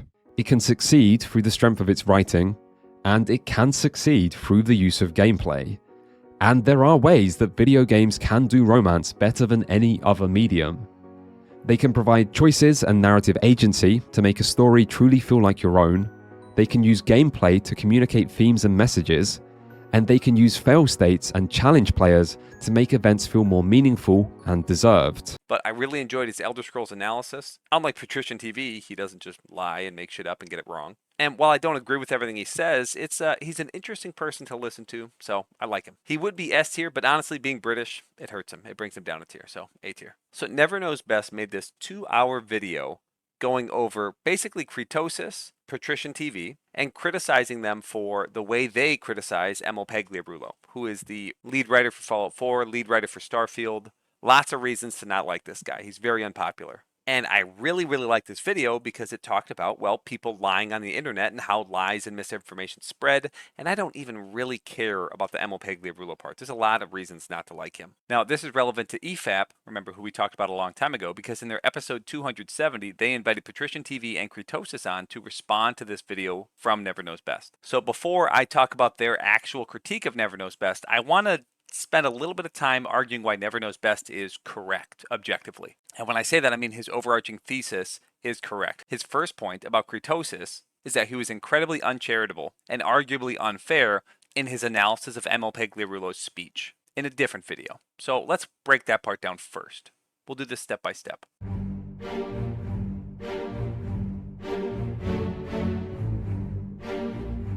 All right, I'm going to give 4 examples of Creetosis either nitpicking or misrepresenting Emil here. The first one, in his speech, Emil here talks about using KISS, or Keep It Simple Stupid, and he explains how he uses that when developing video games. Keep it simple, stupid. What does that mean?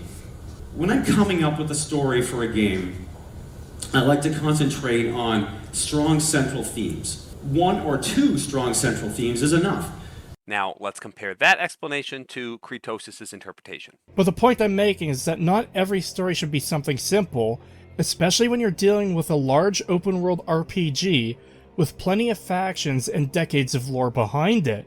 Now, during the EFAP stream where Creetosis and PatricianTV respond to NeverKnowsBest, EFAP complained about NeverKnowsBest leaving out all the context and the specific complaints here, and I'm doing the same thing, because sure, he has a point, but why would he say that the point he is making is that not everything should be simple? Emil literally never said that, so the point he's making is something that has nothing to do with Emil or Emil's speech in a video titled Breaking Down Emil Pagliarulo's Speech. He acts like this misrepresentation doesn't matter because his entire video isn't 100% bullshit. Creetosis actually makes some solid points. Shortly after saying this, he brings up, hell, I don't even fucking know if he actually applied Keep It Simple Stupid to Fallout 4, since it is one of the most complexly awful stories you could possibly come up with. And I agree with Creetosis. However, NeverKnowsBest is accurate in his thesis that Creetosis misrepresented Emil here. He absolutely did. And the context about themes doesn't matter. In fact, let's look at his theme talk. So first of all, 1950s Americana isn't a theme. It's an aesthetic. Then he includes the post-apocalypse, which again, isn't a theme. A theme in a story is essentially the deeper meaning of that story, or what's really about at the core of it. Stuff like the hero's journey, growing old, revenge, freedom, death. Now, this is absolutely a nitpick, but revenge is not a theme either. If you're going to critique Emil for not knowing exactly what a theme is, you shouldn't mistake a theme for a topic. In fact, aesthetic, setting, theme, and topic are often used interchangeably, especially colloquially. Sure, it's a fair critique of Emil, but it's a nitpick here.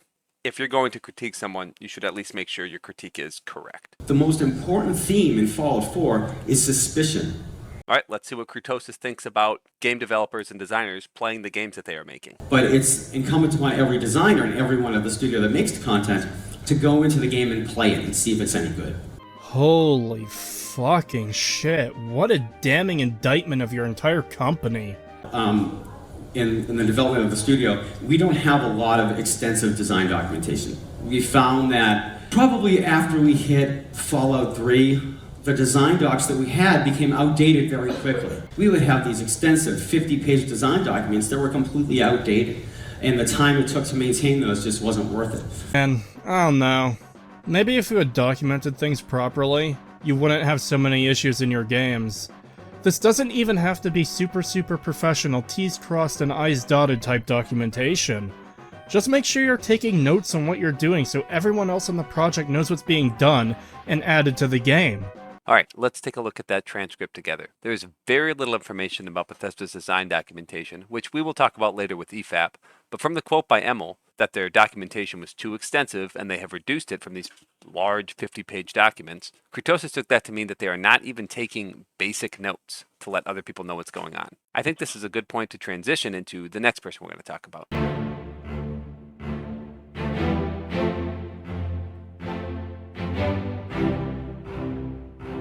If I were to quickly summarize NeverKnowsBest PatricianTV section, well, it is that PatricianTV lied about design documents within Starfield. He heard a little bit of information and he way over-exaggerated and extrapolated from there, and he was wrong confidently, which is embarrassing, and obviously something I have also experienced with PatricianTV, so that is another reason this video resonated with me. Now, he does do some stupid things where he talks about, like, plagiarism and defamation, but I don't care. That's not the thesis of the video, and like my brain just turned off during those parts, so I just ignored them. Then we get to EFAP. So EFAP invites PatricianTV and Creetosis on for an 11.5-hour episode to talk about this. They also, clip NeverKnowsBest as a giant cuck and so forth and so on. Before we get to EFAP, though, we should provide a little bit of context. What exactly did PatricianTV say? Diving into Starfield as a game requires 3 key words that are going to tie this entire analysis together. It's like a magic phrase that really explains everything wrong with this game. Son of a bitch. For nearly 50 years. No design document. So PatricianTV makes the claim that there is no design document in Starfield.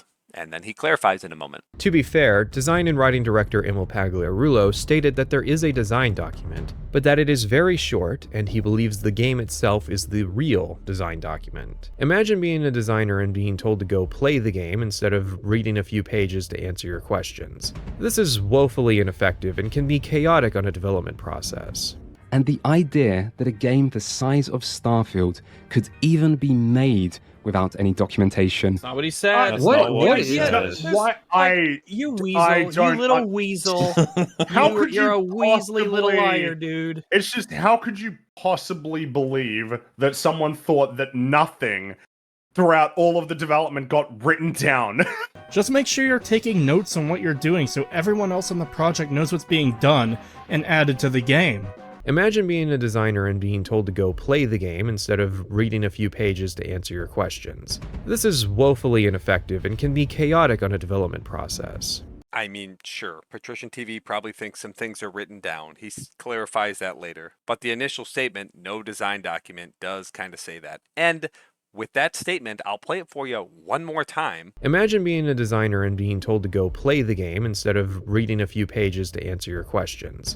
There's a lot of implications with that. And the implication is that there's not nearly enough documented and that designers need to literally boot up their PlayStation or something to figure something out, to answer a basic question. That is insane. You're making a huge video game with a lot of people, limited documentation, and simply isn't enough. I feel like you need to have like weekly meetings. But they give great advice to Bethesda. You guys should have meetings. And again, limited documentation, what does that even mean? He said we used to have crazy long design documents and now they're not as crazy long. as with everything involving design, there is a balance between chaos and organization, and you want to find a good balance between that for maximum creativity. The idea that Patrician knows anything about what's going on at Bethesda is just a lie. We don't really know if it's limited documentation or not. Maybe it's plenty of documentation. His sources, as NeverKnowsBest showed, were garbage. In just an hour of research, I turned up more developer interviews for classic World of Warcraft than exists in the last quarter century for Bethesda. We can only come to conclusions based on the information that is given to us, and Bethesda is simply a black box that heavily controls what information they give. Design documents are only as good as, you know, your follow through when you actually start putting stuff in game. Like, this is not the first time Pagliarulo has discussed his aversion to design documents. Hearing that they had too extensive of design documents back around Fallout 3, where they had multiple 50-plus page design documents, and now they no longer want to do that, does not tell us anything about the balance at Bethesda. Whether the design documents are still too long, I don't fucking know. You don't fucking know. He's pulling it out of his butthole. He is just pretending to know. That's it. Frustrates me. Like, yeah, we're working with a limited set of information. Which there is zero evidence for. Yeah, it's just an extrapolation based on the fact that he's talked about it so much over the years, and that he decided to get rid of them.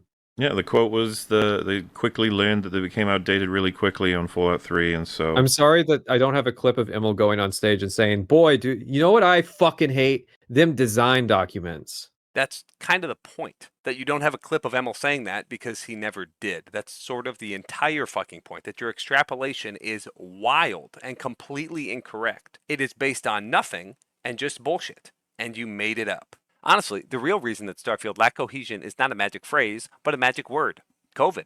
First, COVID crushed morale and led to everyone working from home. Obviously, game developers all over were hit hard, but communication between teams was hit the hardest. They literally could not have that in-person meeting that Regs was talking about.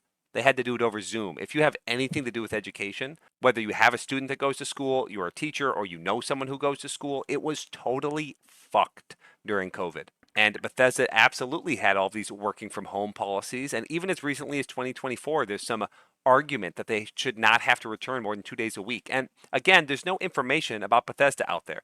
Blizzard does have a lot of information, so I'll talk about Blizzard. Why not? They were very relaxed about working from home. That's when we got Shadowlands, which was a total fucking shit show.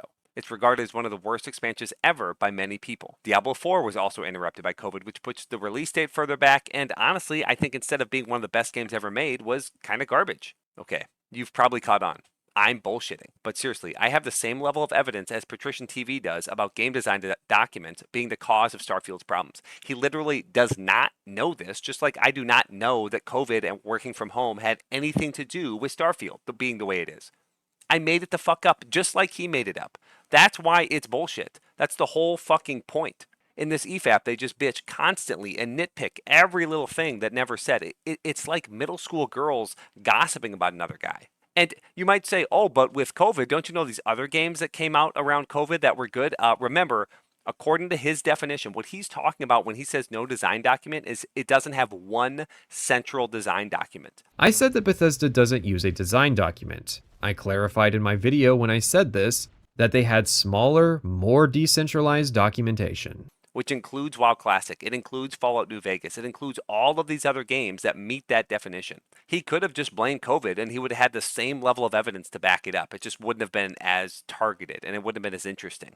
He heavily implied that Starfield did something different from the industry standard, and that because Emil for some reason hates design documents, they thought they took too long to update, so he threw them out and we didn't use them anymore. By account, Pagliarulo learned to hate design documents with Fallout 3, and so his next lead project of Fallout 4 went without one.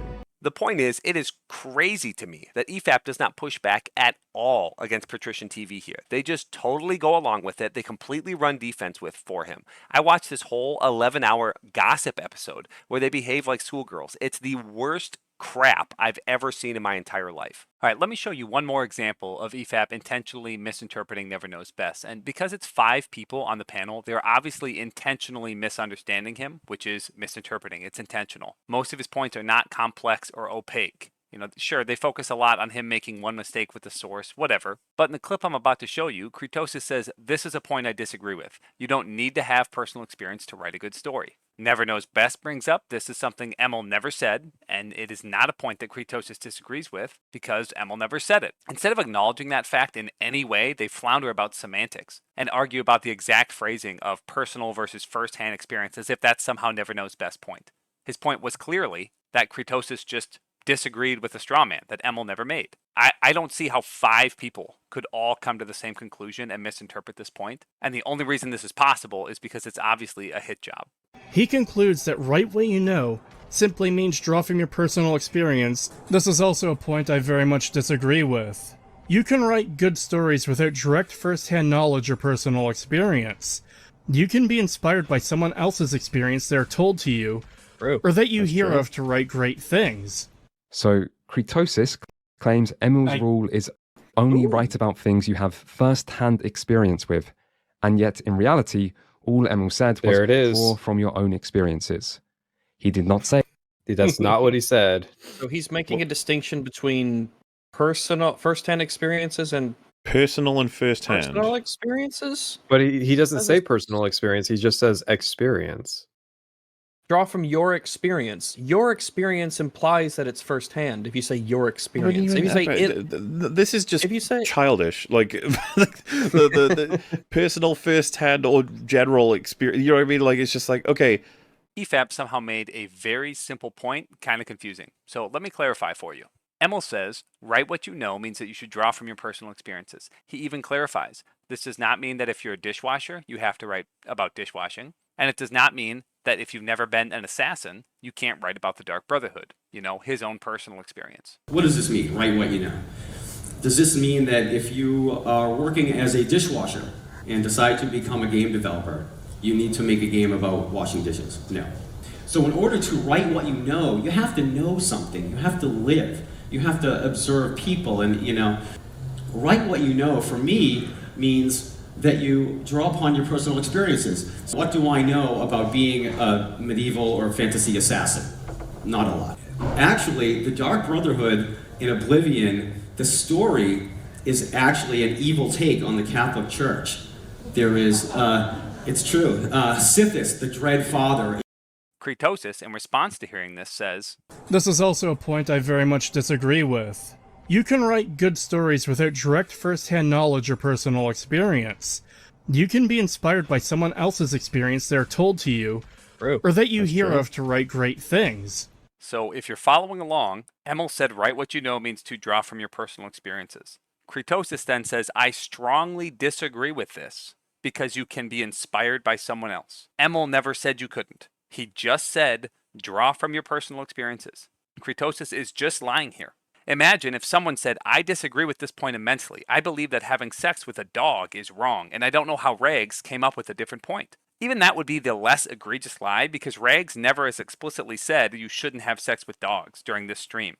Emil did explicitly say you don't need to have first-hand experience, either as a dishwasher or an assassin, and Creetosis just pretended that never happened. So NeverKnowsBest mentions that in his video. So, Creetosis claims Emil's rule is only right about things you have first-hand experience with, and yet in reality, all Emil said was draw from your own experiences. He did not say they have to be first-hand, and in fact, the example he immediately gives is writing the Dark Brotherhood, an assassin's guild. And as far as I'm aware, Emil Pagliarello does not have any real-life experience of being in an assassin's guild. This is not a confusing point at all. By saying he strongly disagrees with this point, Creetosis was implying that Emil said something he did not. That was very obvious. It is not a semantic argument. It has nothing to do with whether he said firsthand or personal experience, and they just latched onto that because they thought it made NeverKnowsBest look stupid. Emil never said you need to have firsthand experience or personal experience. He never said you need to have anything. He said a good idea when you're writing, you know, like that guy who wrote The Lord of the Rings, drew from his personal experiences in World War I, like that fucking guy. That's something that great writers do. And now, I'm not calling Emil a great writer. I've been very disappointed with a lot of his work. But that idea that you should draw from your personal experiences is good advice. It is a good concept. And no, it does not mean that you cannot write something from secondhand experience or listening to someone else. He never said you cannot. Creetosis made that up. And then EFAP responds like this. Creetosis. Though that could be a semantic thing of like when someone tells you their experiences, does that become then your knowledge? Is that still their experience or your first-hand. You know what I mean? That's like a semantic thing to an extent, but that still wouldn't. I kind of agree with you. Is kind of what I'm getting at with that anyway. Sorry, I was just gonna say I love what he says here. This is probably my favorite part of the video. All right. Only write about things you have first-hand experience with, and yet in reality, all Emil said was There it is. draw from your own experiences. He did not say.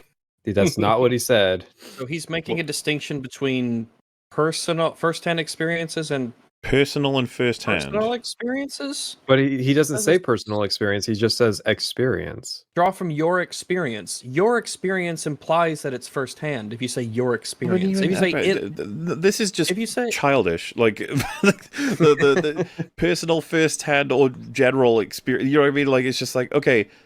And well, that's why they are moving from C to F. I don't want to go point by point through that entire EFAP video 270 because the video is over 11 hours long and there's just too much to talk about. And I've already spent so much time on PatricianTV, on EFAP, on NeverKnowsBest. I'll quickly show PatricianTV's response to this whole NeverKnowsBest thing and then hop back to EFAP. So we're going to go back and forth a little bit here. I said that Bethesda doesn't use a design document. I clarified in my video when I said this that they had smaller, more decentralized documentation. So remember, that's not actually what he said. Imagine being a designer and being told to go play the game instead of reading a few pages to answer your questions. Yet, when NeverKnowsBest simply describes what a game design document is, he gets this nitpicking crew to be whiny bitches.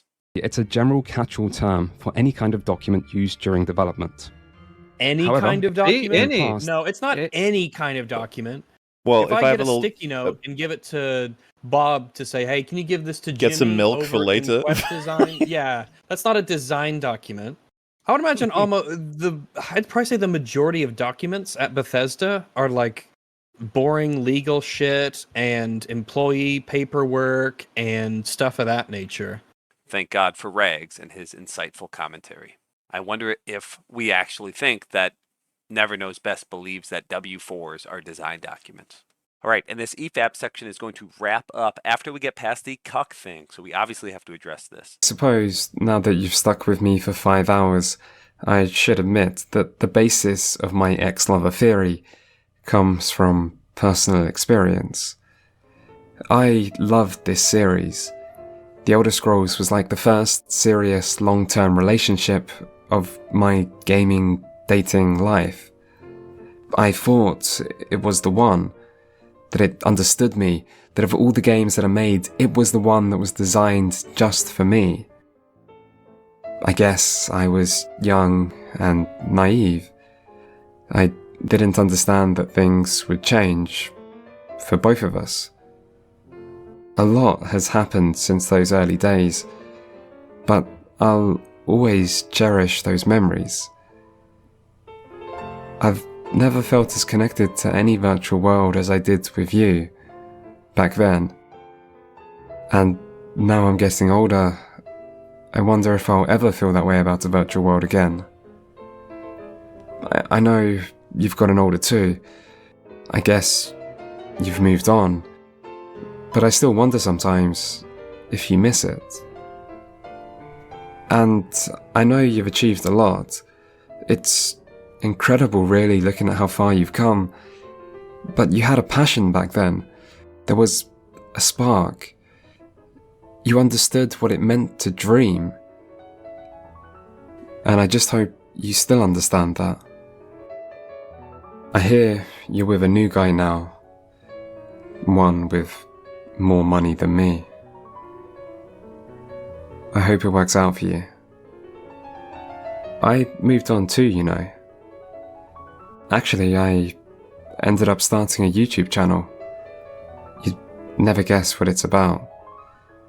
And it's been going pretty well. Although sometimes the videos do get a little weird.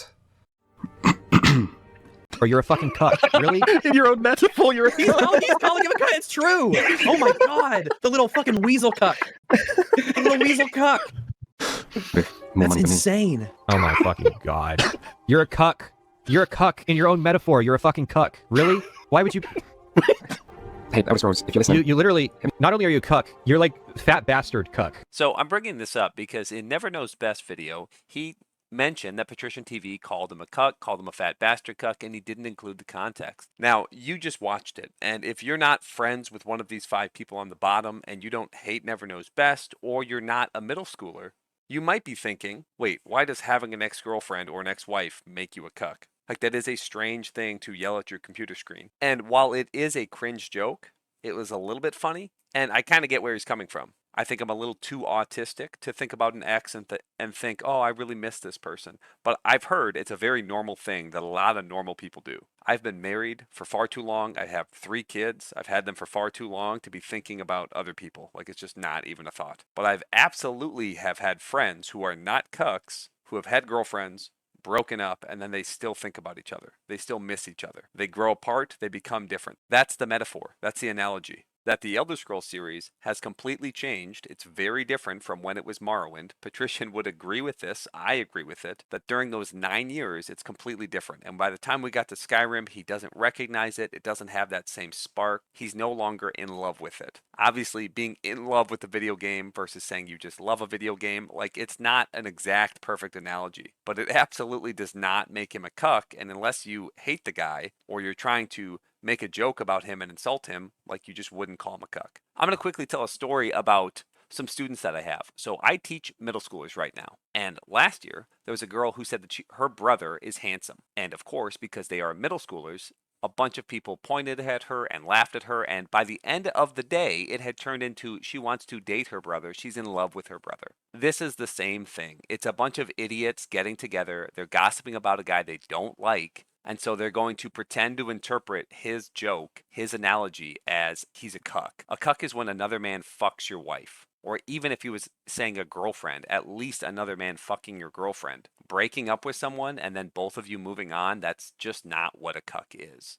So I'm only bringing this up again to highlight EFAP is a bunch of gay little bitches. Rags is literally a gay furry. And by gay furry, I don't mean a normal furry. I mean he wants to have sex with animals. And I'm basing that off of very flimsy evidence. I don't care. He's the only person I'll ever take out of context like that and accuse him of something with very flimsy evidence. This is it. Not only do I take dick in my butthole, but I also think the government should own the means of production. But it's just gross. It's disgusting. It's low IQ. And if you like that kind of stuff, I mean, it is.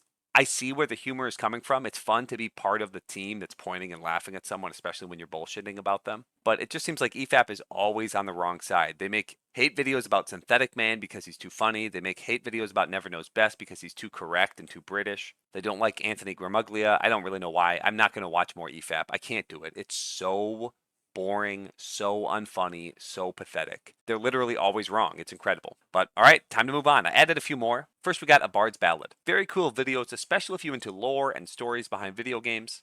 He's got long form content mixed in with some shorter content, and I enjoy his deep dives into lore. The Daedric planes of Oblivion themselves are evil hellscapes that serve as a reminder to the mortals of Nirn what these gods are capable of. I think my issue with A Bard's Ballad is that I would rather just play these games than watch a video about them, but there's definitely a niche for this. If you're looking to not play a game but just learn all the lore of a certain quest line, this is the way to do it. I think he does a great job with it. With that said, it's not really my type of content, so he's going to go in B tier just because, you know, I get the lore from playing the game. Next, there's the Cantina. I didn't add them earlier into my list, and I actually just recently added them because I haven't watched a ton of their videos yet. But I see right here 5 petty reasons and 5 things Oblivion did better than Skyrim, which clearly just makes this an S tier channel. Except I'm not really a fan of the weird VTuber thing, and so I'm going to lower him to A tier. Looks like great content, but this weirds me out. Great content, though. Next, we have HorseArmour. First of all, to find his channel, you have to type it with no space and with a U. If you have a space or no U there, you're just not going to find his channel. Really annoying. Most of his big videos were talking about the remaster leak coming up, but he's made a lot of gaming content, and just watching his live streams, I feel like this is a guy who's gone through something similar that I have, where he had a big boost from the remaster, he loves Oblivion, but then he got bored of it, and now, what do you do? Great question, man. Make a YouTuber tier list. He's going in B tier because I don't think he knows what to do. Maybe C tier because he's kind of lost right now. I really like HorseArmour a lot. He's actually the only guy I've ever given a super chat to, but he's got to find out what he's doing before I can bump him up. I even spelled his name wrong, and I'm just feeling bad. All right, next we have YoungScrolls. S. I don't know how you could call him anything else.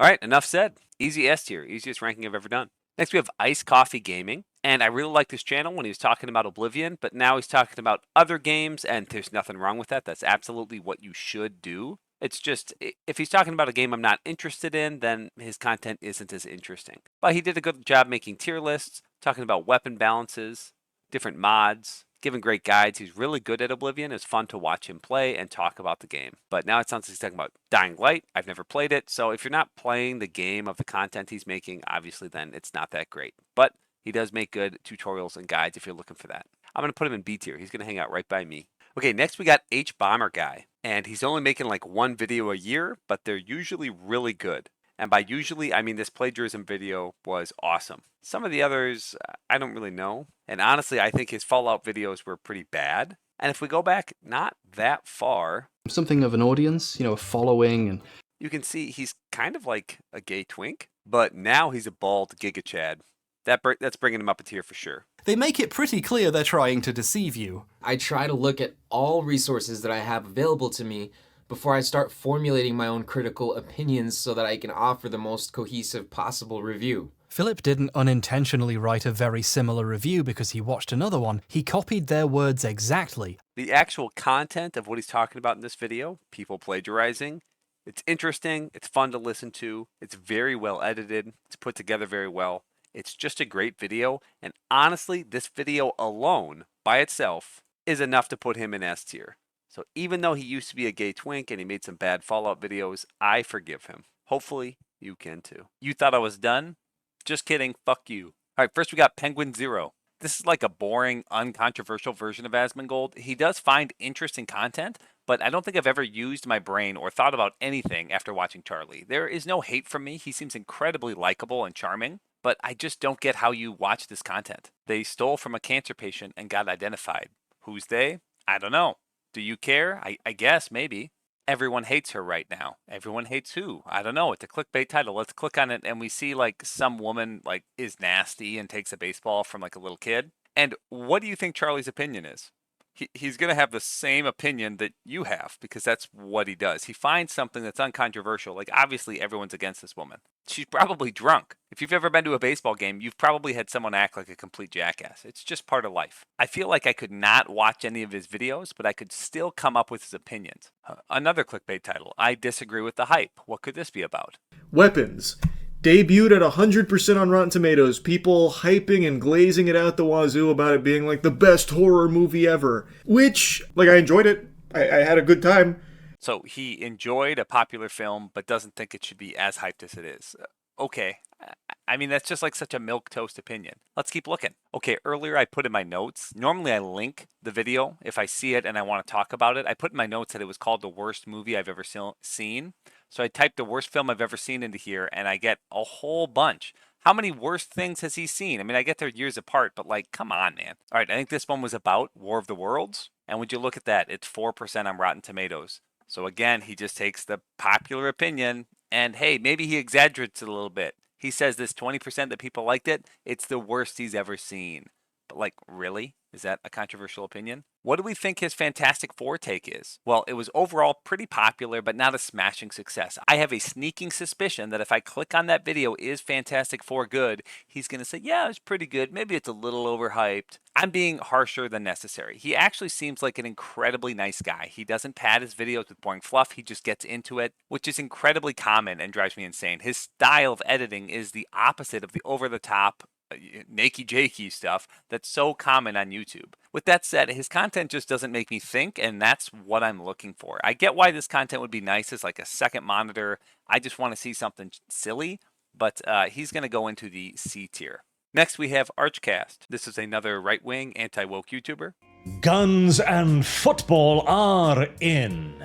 Gay stuff is out. Now that sounds like a fantastic reason right there to cheer on the recent purchase of Electronic Arts. So most of this is pretty generic right-wing anti-woke stuff. We have the right wing must push harder on cancel culture, talking about Biden. Of course, Cracker Barrel gets a mention, Take Us North gets a mention, and other stuff. So it's around video games. Another one of these people, and that's why they've come up on my feed because, well, I talk about video games. Now, if someone does something unique and great, I think it doesn't really matter what type of content they're making. You know, for example, Pogo has great music. I don't really care what his personal opinions are, what his personal hangups might be. So whether I'm a Trump supporter or not, that doesn't really factor in how much I like Pogo. However, Archcast is someone who talks about culture. And when you have someone who talks about culture, you either want them to be really insightful, unique, entertaining, or to provide something of value that you can't get anywhere else. And sadly, it looks like the only thing we can't get anywhere else is the furry stuff. Oh wait, we can get that other places. No, Smash, obviously. Princess Celestia, of course. Princess Celestia strikes me as the kind of bratty, submissive control freak almost. The eyebrows are a bit disturbing, but Smash. Pidgeotto. Most would look at a Pidgeotto and believe them to... So he can't even pronounce Pidgeotto. He doesn't really know what it is, but he can decide whether or not he wants to have sex with it. This is our culture warrior. Now, look, some of this is weird, but this is not a one-off, and he can pretend it's ironic or a joke, but the fact is he has over an hour-long video, and he tells you where to find not safe for work My Little Pony drawings. You should absolutely not support people who promote this kind of stuff. This is a combination of pedophilia and zoophilia. And I realize it's not as bad as those things, but that's what this stuff leads to. That is what this stuff is connected to. It's gross. If you have some weird, creepy fetishes like this, you should keep it to yourself, or maybe a therapist would listen to you talk about it, but you should absolutely not try to normalize it or embrace it. It's wrong on a fundamental level. And because of that, F tier. In my opinion, there is no redeeming that. It's too disgusting. It's too weird. Maybe if there's other really good content that I haven't seen, he could be bumped up to D tier at best. Okay, next we have Angelica Tosh. I've mentioned her in a video of mine before, and this is like the girly version of my content. Instead of math, tables, graphs, rankings, damage, and opinions about game design, she makes videos about clothing, jewelry, and other, well, girly stuff. The sleeves are long and the skirt goes all the way down to the floor. We again have bright colors and a big belt in the middle to close the outfit and hold it together. We're seeing here that the clothing for both the men and the women seems to consist of various components put together to make the outfit. Like in general, it's just more of a girl thing. So having this focus on cozy spaces in Skyrim, beautiful furniture, curtains, rugs or carpets, plants, nicely laid out silverware and other decor. I love the contrast between this content and my content because it really leans into stereotypes. It really makes me feel like a caricature. Skill experience required to get from like level 5 to level 6 is 2.89 experience. So it's this many jumps. Obviously it'd be 1/10 of that for fall damage. So a single fall damage will gain you a level. And I'm assuming you weren't like getting hammered at work. Like honestly, there are people who could drink at work and it's not like the worst thing in the world. Sure, the argument of the night elven physical beauty is obvious, and we can see that in even the beautiful clothing that accentuates their tall, slim figures. So one of my comments was like, play Enderall. I was like, this is gonna be good. And everything I saw about it was like, this is the best thing ever. And the first 30 minutes were fucking cutscenes. The whole thing. It's like, are you fucking kidding me? Police will fuck you in the ass if your tabs are expired. If you're a normal person who does the right thing all day, you take care of your kids, you take care of your family, you take care of your parent, whatever. You do what you're supposed to all the time, and they will just fuck you. And then you get people like this, and suddenly we're all worried about their rights. And we get people we get carjackers, and we're worried about their rights. And we get just like the worst scum of the fucking earth. Can we flip the script here? Привет, Анжелика, как тебе ремастер пока что? Заходит? Вообще заходит, да, мне нравится. Пока что. While it is higher up here to get to that point, 75, as soon as you get to that, switch to the other one and it will drop below. It looked like it dropped even below Morrowind. What was that number? 464? All right, before I rank Angelica Tosh, I'm moving myself up to A tier. Graphs are amazing. I love it. And thanks to me, more people know about Desmos. It's a great tool. You're welcome. All right, and I do need to rank Angelica Tosh, and I don't have a woman tier, so I'm going to put her in the W tier. And just throw her right there. That's the W tier right there for woman. Okay, last we're going to do Blind Moth. This guy really does a deep dives into lore. Unlike a Bard's Ballad, these are less about the games themselves and more about deep looks or icebergs. If you are looking for these icebergs where it just tells you an insane amount of lore about the Elder Scrolls, this is easily S tier, top tier content. During the Second Era, the onyx mines of Hatu Mountain were still inhabited by Hunding cultists, and as late as the Third Era, it was said that ships sailed between Anvil and Yakuda. Though we have never seen the continent in the flesh, it seems certain that whatever survives is but a pale imitation of its former glory. 192. magical language. This entry could refer to a few different things, but it's... However, because of this video, I can't put him in the S tier. Let's watch. His rise was built on the backs of the broken and the slaughtered. His empire was not forged through noble ideals, but through ruthless conquest, deceit, and manipulation. The myths may paint him as a unifier, but his empire relied on fear, oppression, and betrayal, a legacy written in blood. This fucking blasphemy. Tiberseptum's awesome. He's a badass. We hail Talos here. Together, we will examine how his reign of blood left a trail of devastation, broken promises, and shattered lives in its wake. But first, a quick word from today's sponsor. Are you tired of having to bow down to false human gods? Sick of being lorded over by round ears with the life expectancy of a rodent? Then you should consider joining the Thalmor. Enjoy the chance to travel Tamriel, meet interesting new people, and slay them where they stand. Together, we can put the elves back on top where they belong. Anyone who's willing to take money from the Thalmor, you know, piece of shit. High elves? Okay, high elves are like halfway people. Wood elves aren't even people. Honestly, anyone who likes elves, we just gotta conquer these people. He was gonna go in S tier, but after seeing that video, he's going to C tier. I don't care that his content's really good and he's great and you should subscribe to him. That pissed me off. Ruined my fucking day. Okay, a quick aside, if I was being a little bit more fair or objective, should I do any last second movements? Well, yeah, Blind Moth would probably go up. Actman maybe would go up a tier or two. As I watch more of him, he actually bothers me a little bit less, but I don't like his tattoo, so I'm leaving him in C tier. Creetosis, if you can look past the negativity and just like the epic amounts of autism, maybe you could move him up a tier. And as I've talked about the A tier, I know a lot of you hate Asmongold, you hate Anthony Gramuglia, you hate Mortismal, you hate Synthetic Man. Some people even hate Frostbreak. It's like, how can you hate Frostbreak? He's just so lovable. All right, anybody in the S tier is incredible. Obviously, you should subscribe to them and watch all their videos. All right, thanks for watching.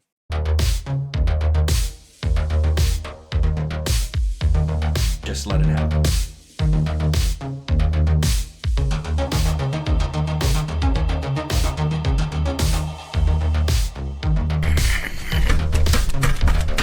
Fuck!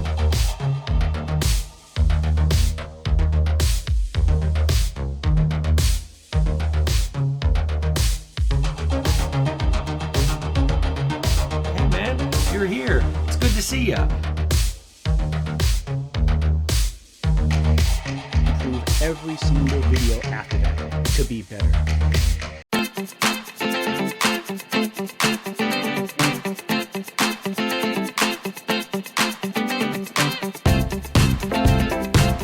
The thing about magic is that it isn't real, although sleight of hand is.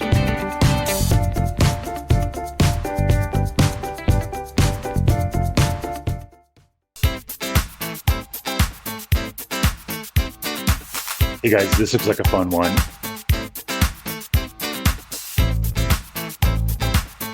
For the first time in YouTube history, a copyright claim is real.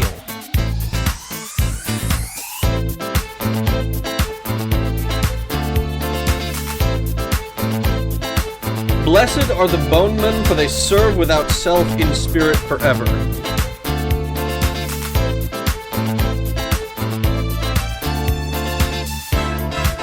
To now this infantile, pseudo-mature Marvel movie for man-children.